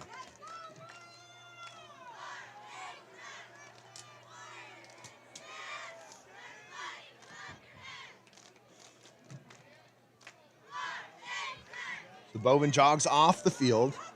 Warriors now have Coronado, Mondole, and Swanson in the backfield with Martinez and Bagby out as receivers. Handoff goes to Coronado, cuts upfield. He's running with some energy. He gets some positive yards. He gets about 3. So it'll be 3rd and manageable for the Warrior offense. And one of those, 3rd and short play calls where you could throw, you could run. Anything's open here. Defense has to stay honest.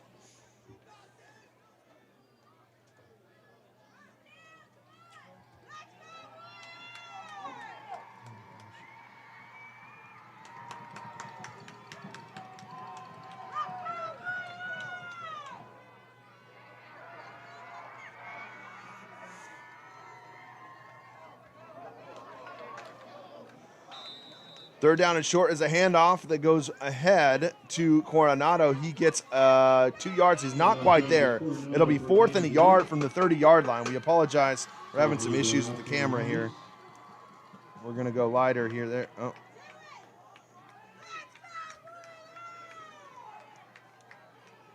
There we go.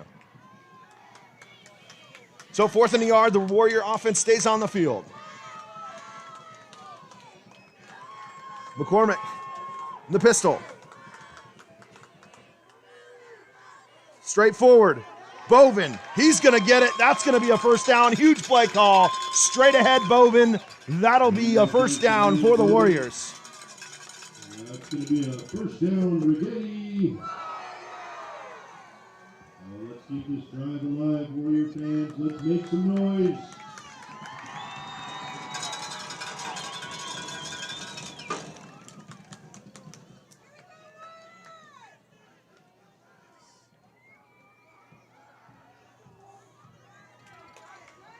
Well, 1st down and 10. Ball spotted at the 20-yard line. I know the camera's a little messed up. I apologize. Handoff. Oh, play action.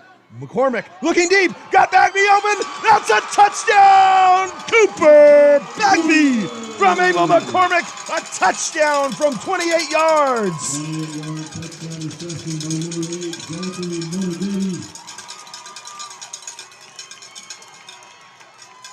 And I know you didn't see it, but it was really cool. The camera is giving us some fits tonight for whatever reason. We apologize. I tell you what, it was a play action pass. McCormick rolled out left. Cooper Bagby was running wide open. Perfect pitch and catch. 28-yard touchdown pass, and we have ourselves a ball game. Snap is good. Kick is good. Oh, correction. It is wide right. Correction. It is wide right, so that kick is no good. So it's still a one-possession game here with 1:29 left. It's been the Warriors. Forced the 3 and out, got the ball back, went down and scored. Warriors finding some rhythm offensively. Like I said before, if they could figure out how to hold on to the football, they're going to be in this game. Really, that's the score difference. 4 turnovers. Righetti has lost all 4 fumbles that they've committed today. So really, you look at it, you eliminate the fumbles, Warriors, you never know what could happen. Warriors could be up in this game.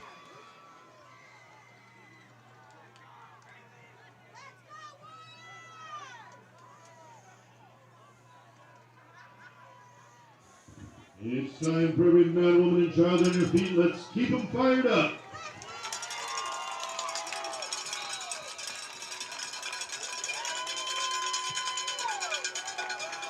So Barrow kicks deep, fielded at the 3-yard line as he's going backwards. Going forward, that's Melendez. He's going to get stopped by a number of Warriors. Got to be careful there away from the penalty. No, avoid that penalty, and they do. Okay. So it'll be 1st and 10 for St. Paul.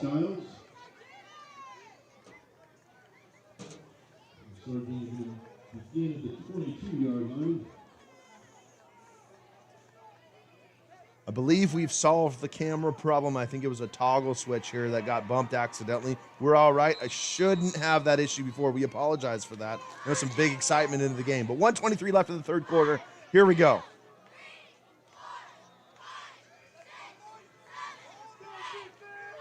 Warrior defense looking for another stop. Get the offense the ball right back. Dunn looking right. Passes. That is bobbled. Incomplete. That was intended for Nathan Saldana to throw just a bit behind him. So that'll bring up 2nd down and 10. Warrior defense again looking good.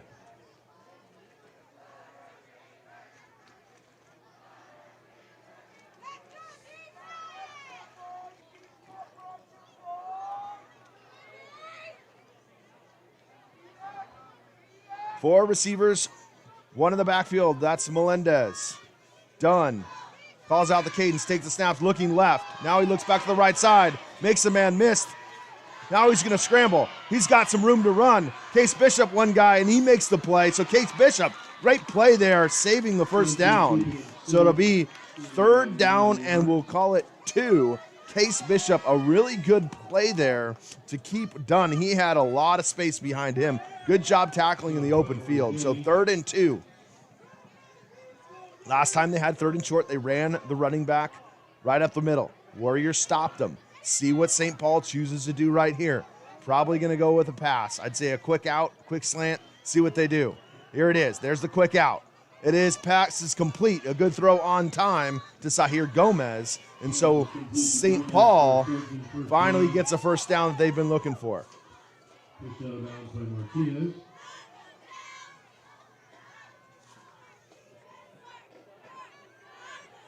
Back into their normal spread offense. 3 receivers to the left, 1 to the right. Looking right. Now looking across the middle. It's complete. That looks like that is Nathan Saldana, and he gets a gain of about 13. So, good play call there by St. Paul, looking to the outside, then the middle's open, and find that kind of that hole in the zone coverage, and they were able to find that as they get into Warrior territory with clock ticking here in the third quarter. Dunn looking to the left side, now going into the zone, again, drops it in there to Sahir Gomez, another gain of 10. They faked those bubble screens. They faced those quick outs. Now they're hammering the Warriors over the middle and finding those holes.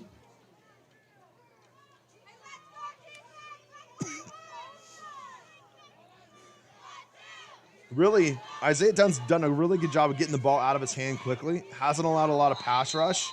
There'll be a timeout on the play here, but if you're Coach Ramirez, defensive coordinator for the Warriors, you got to figure out a way, and I know it's hard. That's the end of the third quarter, excuse me. But you got to figure out a way to get some pressure. How can we get some penetration on the defensive line or even bring up maybe a blitz, a linebacker or something? I know it's hard, and you got to sell out, but if they can get to the quarterback and make him, be uncomfortable, it's really hard to do, though. It's easier said than done, to be completely honest. The quarterback's getting the ball out of his hands so quickly. But they need one of the defensive linemen to kind of make a move, find a way through the offensive line, as Dunn has really been untouched mostly today.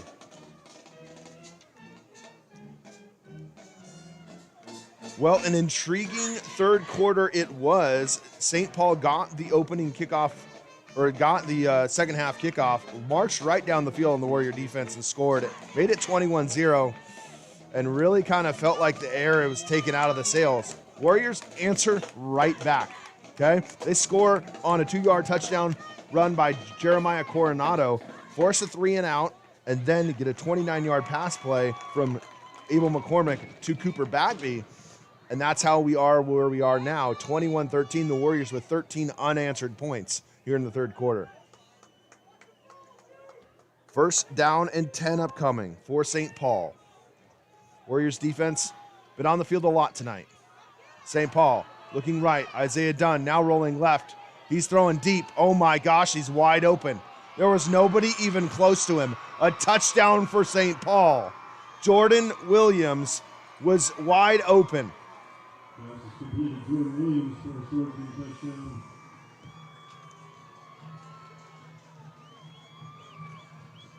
Definitely some blown coverage there and a huge throw from 39 yards out.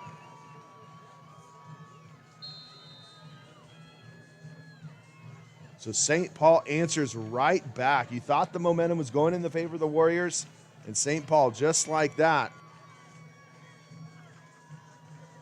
answers. Snap is good. Hold is good. Kick is good.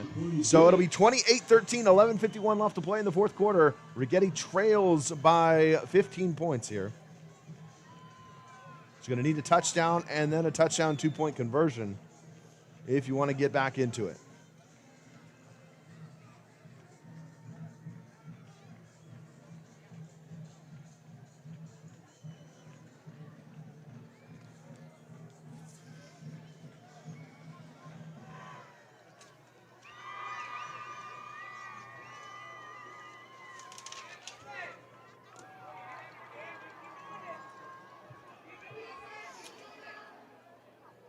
Well, 28-13 here, fourth quarter, 11:51 left to play. The Warriors, without their starting quarterback, have made this a football game. I know it's 2 touchdowns, but really committed 4 turnovers. That's been the story of the night. 4 turnovers leading to 14 points for St. Paul, and that's really the difference here.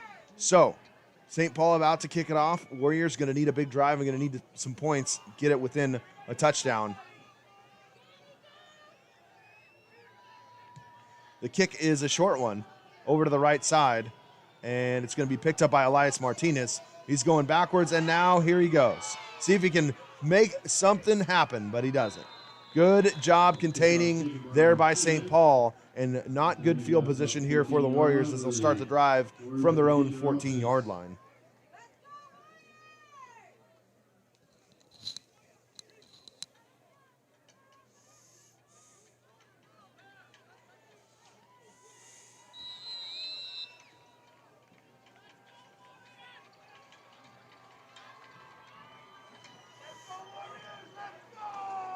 So here we go, McCormick back into the pistol. He's been pretty much the quarterback all second half, to be honest. Tried a little bit of Bagby early in the first quarter, first half. It didn't happen, and really the turnovers, not to say that it was all Cooper Bagby's fault, but Coach Payne definitely feeling more confident with McCormick under center right now. Bagby scored a touchdown through the air, so using him in other ways, that's for sure. Good run there by Coronado. Coronado's been the story of the second half for the Warriors. He has gained a lot of yards on the ground, including a touchdown. So Coronado taking a lot of carries here for Righetti. Handoff right again to Coronado. He runs hard. He goes up the middle, and he gets a first down. And Warriors are moving the ball. And when you start to move the ball in the ground game, it's kind of like a big heavyweight fight. You get those punches, then all of a sudden there's one knockout blow, and it's just a matter of time until that big run breaks. It's going to happen. Hopefully it's soon for the Warriors.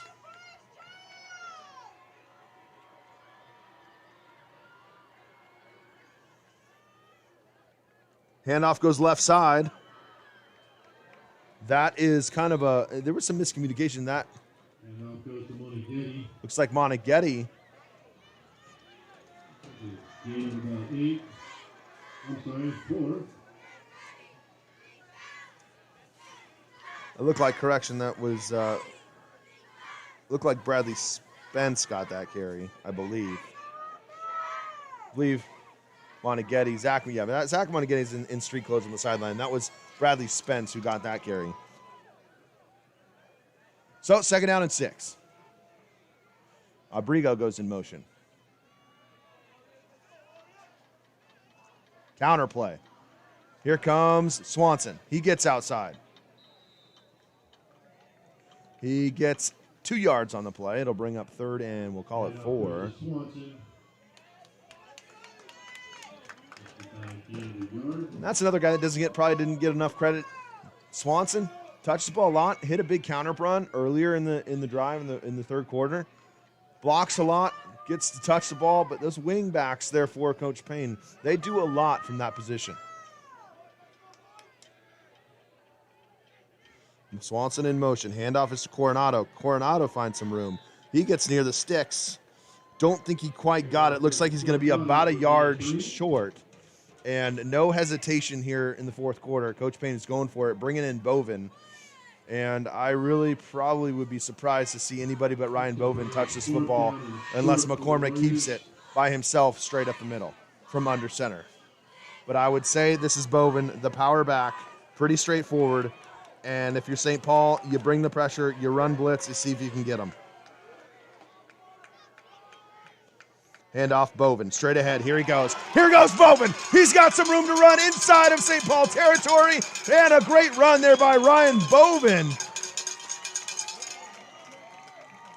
Ryan Bovin on 4th and short gets a big one. And like I said, a matter of time till they break one open, as there's an injured Swordsman down on the field.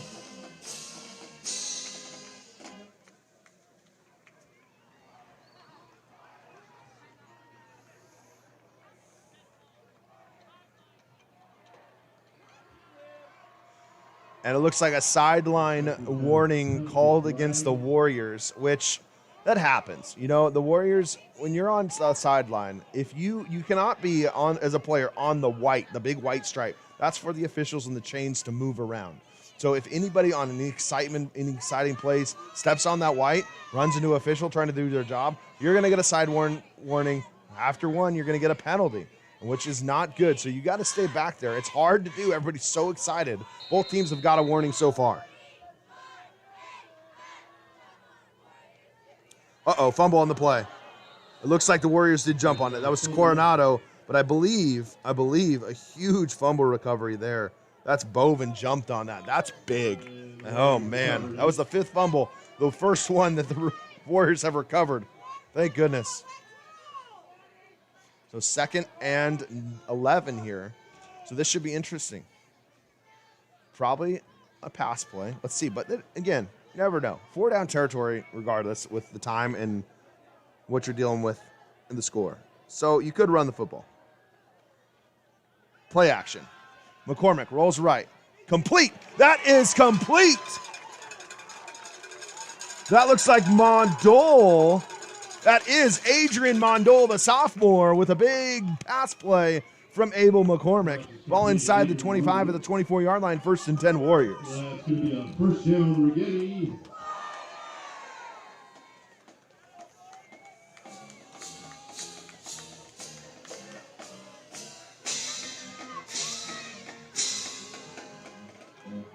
Here we go. 1st and 10 for the Warriors. Motion man is Moneghetti. Handoff is to Coronado. Coronado behind his offensive line. Pushes forward. He's getting positive yards. He's going to get about 6 on that play. Coronado bottles up the football, holds it tight. Good job by Jeremiah Coronado. Gain of 6 on the play, 2nd and 4. 7:19 left to play in the 4th quarter. Warriors need to score right now.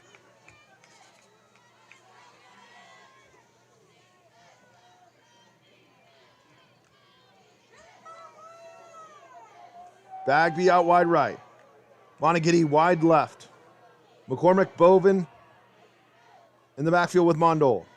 Snap is low. Hand off to Bovin. Bovin with room inside the 15. Another first down, Righetti. And off goes to Bowman for gain 7, and that'll be a first down, Righetti. So the clock keeps winding, under 7 to play. Warriors need to score.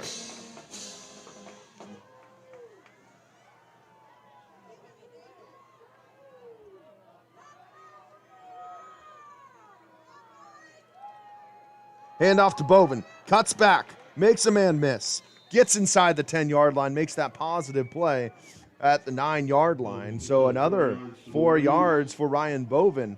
He's chewing up some yards on this drive.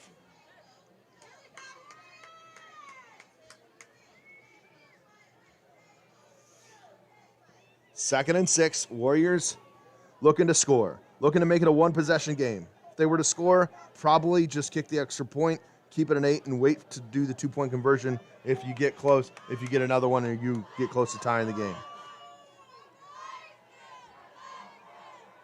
Oh, low snap. McCormick picks it up. He's going forward.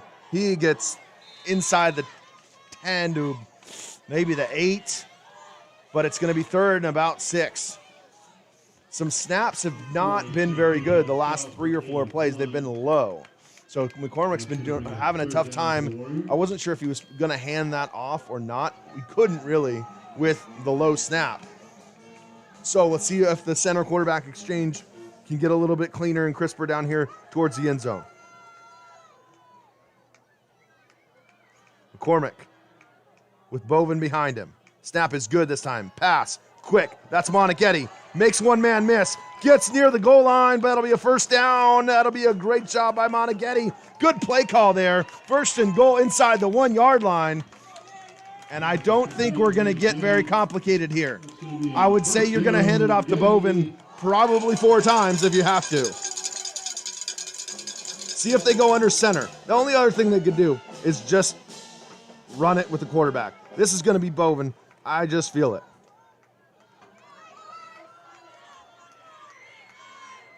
Handoff. Bovin pushes forward. Does he get in? Does he get in? He does! Ryan Bovin muscles his way into the end zone. Touchdown, Warriors.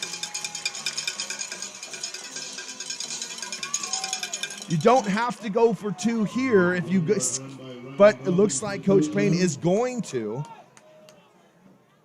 Now, obviously, with a kicker that's solid, you probably just kick the extra point and keep it 1 possession. The risk here, obviously, if you don't get the 2-point conversion, is that it's now still a 2-possession game.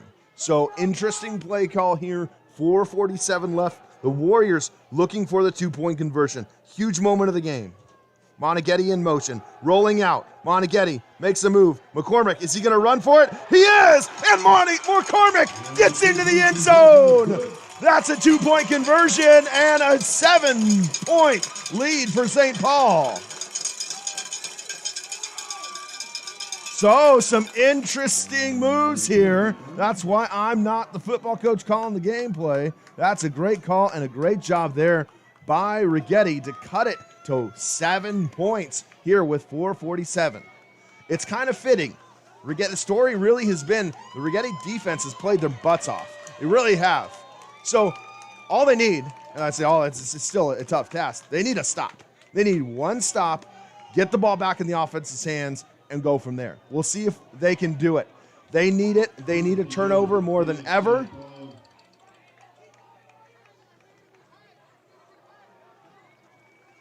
There was it looks like after the play, the 2-point conversion, there was an unsportsmanlike penalty called against St. Paul. So instead of kicking off from the 40-yard line, they're going to kick off from the 45. You'll wonder if you're Coach Payne, do you try an onside kick here? You might. This might be the time to do it after this penalty. See what he wants. See if he wants to trust his defense to stop or see if he wants to try an onside kick. St. Paul is moved up like they are expecting some kind of trickery here.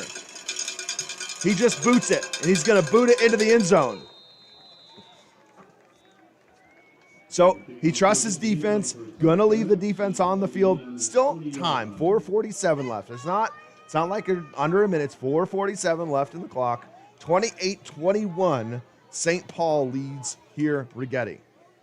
The last non-league matchup of the season for the Warriors before they host Napomo and Pioneer Valley in back-to-back games here at Warrior Stadium coming up next week. We're glad you're with us. It's been a good one. Righetti really started to command their offense here in the third and fourth quarter. So let's see if the Warrior defense can step up, get the ball right back in the hands of the offense. Dunn, the quarterback, drops back, looks left. Ball is complete. That's Saltana, left side for 4 yards. Case Bishop on the coverage.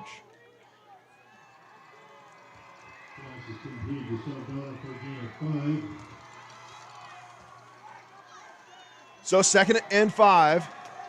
As Coach Payne walks over to get the student section riled up. He wants some noise. Defense needs a stop. Can somebody jump around, get a pick? That would be huge. Who can do it? Who's going to be the guy for the Warriors? Dunn drops back, pump fakes, looks over the middle. No one's there. Scrambles right, chased by Rice. Here comes Lopez, and he slides down after a gain of about 7 on the play. It'll be a first down for St. Paul. A good job there staying in bounds, keeping the clock moving after the reset of the chains. It's getting always interesting when teams like St. Paul, who like to run a very fast tempo offense, with a 4-minute drill, really what they need to do is slow down, but will they do it? Is that in their DNA to play slow, to get the plays off at a slower pace? That's probably got to be a little bit challenging, not what they're used to. 1st and 10. Oh man, that might be a penalty. It's going to be. That is a face mask penalty coming against the Warriors. Warriors brought pressure, got to Dunn. He was able to get out of it, and a right hand got the face mask of Isaiah Dunn, and it looks like it's going to be a 15-yarder as the definite face mask was turned. It was pretty obvious from up here. So let's see if it was a 5. I don't know if there's a 5-yard variety in high school, to be honest. Not 100% sure. It looks like it is. So a 5-yard variety. So that wasn't malicious, wasn't pulled down by the face mask. Incidental face mask, 5 yards, as opposed to a 15-yard personal foul face mask penalty, which would have happened if he was brought down completely by the face mask. So 1st and we call it 6, actually. So weird kind of yardage. Handoff up the middle. Melendez is stopped. Good play there by the Righetti defense. Moneghetti in with squib. 3:10 left to play. 4th quarter, Warriors trail by 7, in desperate need of a defensive stop. Can they get pressure on the quarterback? Is it time? Is it time to bring the house, to try and expect that they're going to take their time, maybe run a safe play call? Can the Warriors get that tackle for a loss and force a huge 3rd down? 2nd down and 2. St. Paul taking their sweet time. Chewing the clock. Dropping back. Dunn. Looking left. Complete. That is complete. He's hit hard by Elias Martinez, but that'll be a 1st down. Good play there as Zahir Gomez held on to that. Huge hit by Martinez. And if you're Righetti, you got to press up and you got to get the pressure on the quarterback. This is the time. They're going to probably run. They're going to get it out quick. They're not going to sit back and take their time. It's time. It's also time to start thinking about using your timeouts. As 2:15 and change left to play, they need the ball back. Warriors have 3 timeouts.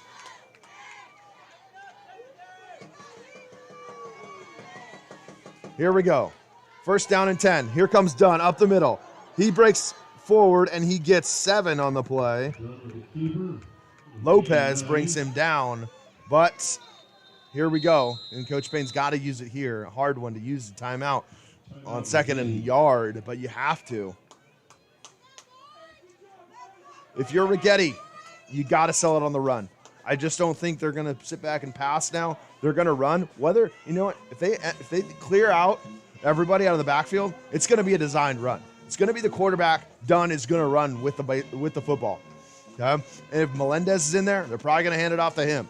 It's going to be a simple plays here. Can Righetti bring the pressure, bring the run blitz, and stop St. Paul here and get the ball back? That is the question.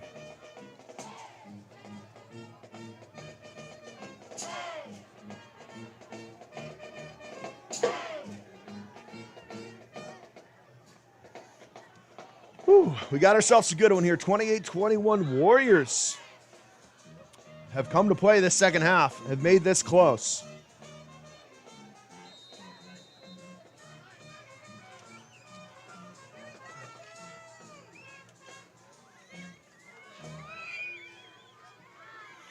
Second down and 2.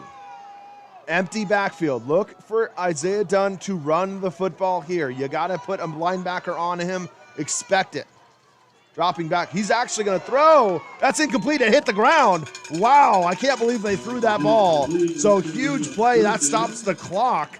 It'll be 3rd down and 2 for the Warrior defense. And this is where the crowd needs to get into it. This is the biggest play of the game right here for the Righetti Warrior defense. Warrior fans, this is a huge 3rd down. It's time to get loud. Get up in the receiver's face. Here we go. Get near the line of scrimmage. Probably a run play. Let's see what they do. They're going to throw it. They're dropping back. And it's incomplete. Warriors stop them. It's 4th down. And they stop the clock. Wow, I can't believe what they're doing here. They are content giving the ball right back to the Warriors. Unbelievable. 2nd and 2, and you don't run the ball once? You got to be kidding me.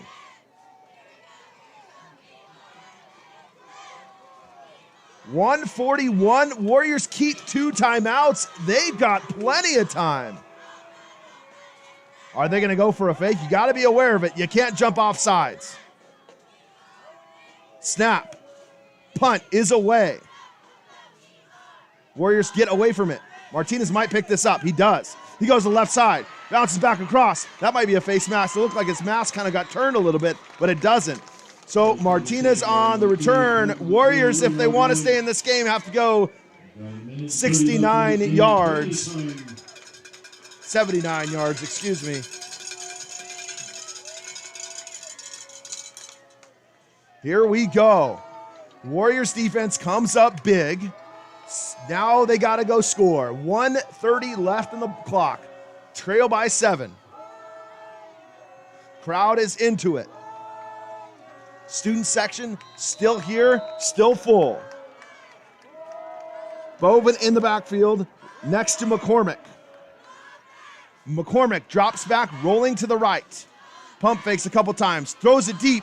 He's got a man. Does he keep it? Oh, is that Martinez? Did he stay in?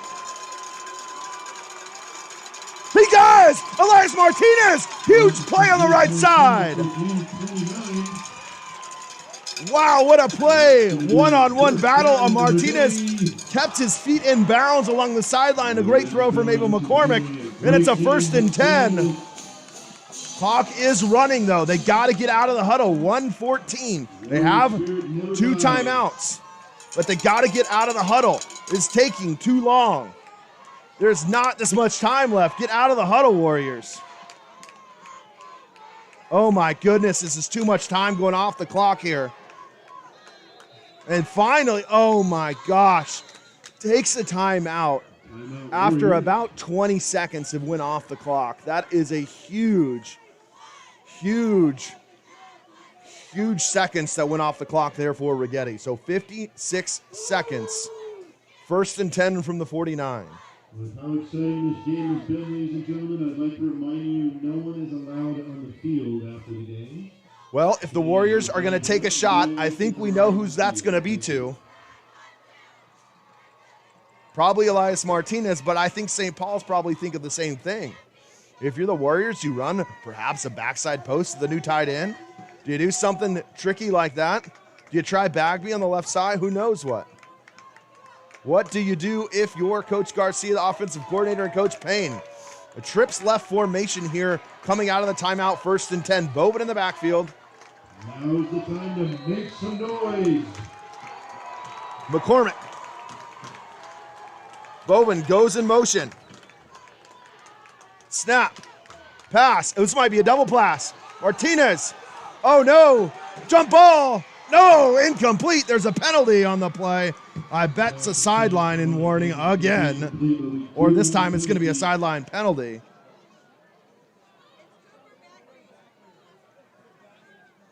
Ineligible receiver downfield, I believe, or illegal forward pass, I believe is what it's called. I think illegal forward pass is what was called on the Warriors. So maybe, just maybe, that pass from McCormick back to the receiver, Martinez, might have been a forward lateral, so that was not allowed.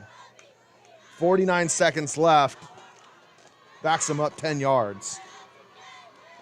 Oh, correction, it's a loss of down penalty, so it's actually going to be 2nd down. So that's kind of like an intentional grounding, correct?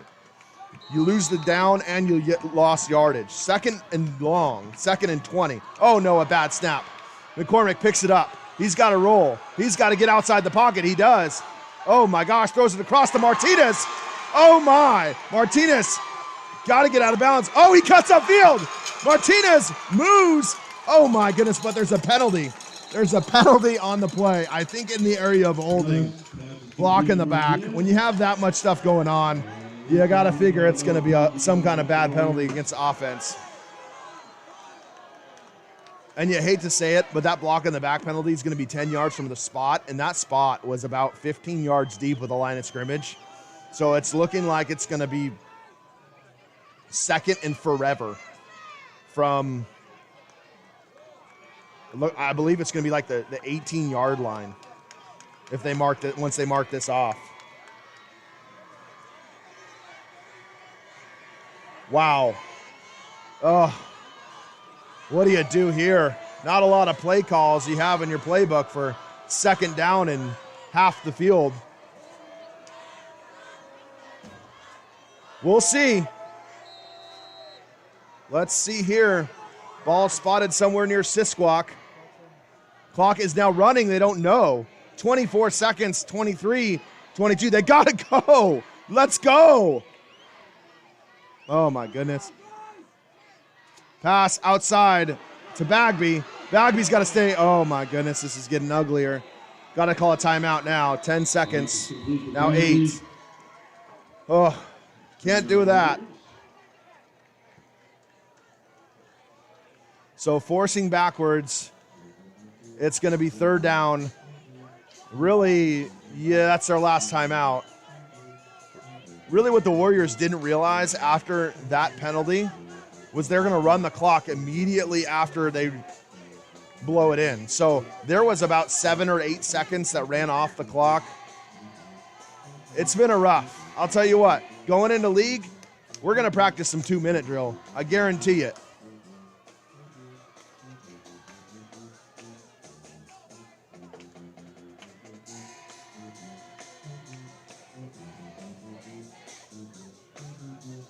Well, 3rd down and forever.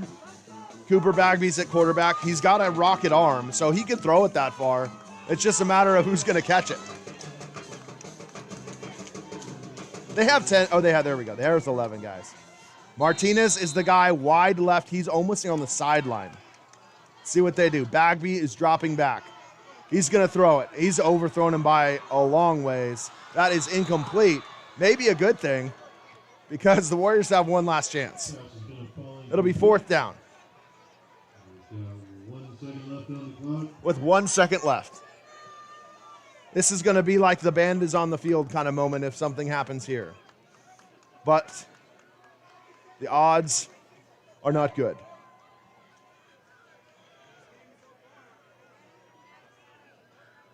If I'm St. Paul, I am guarding the end zone.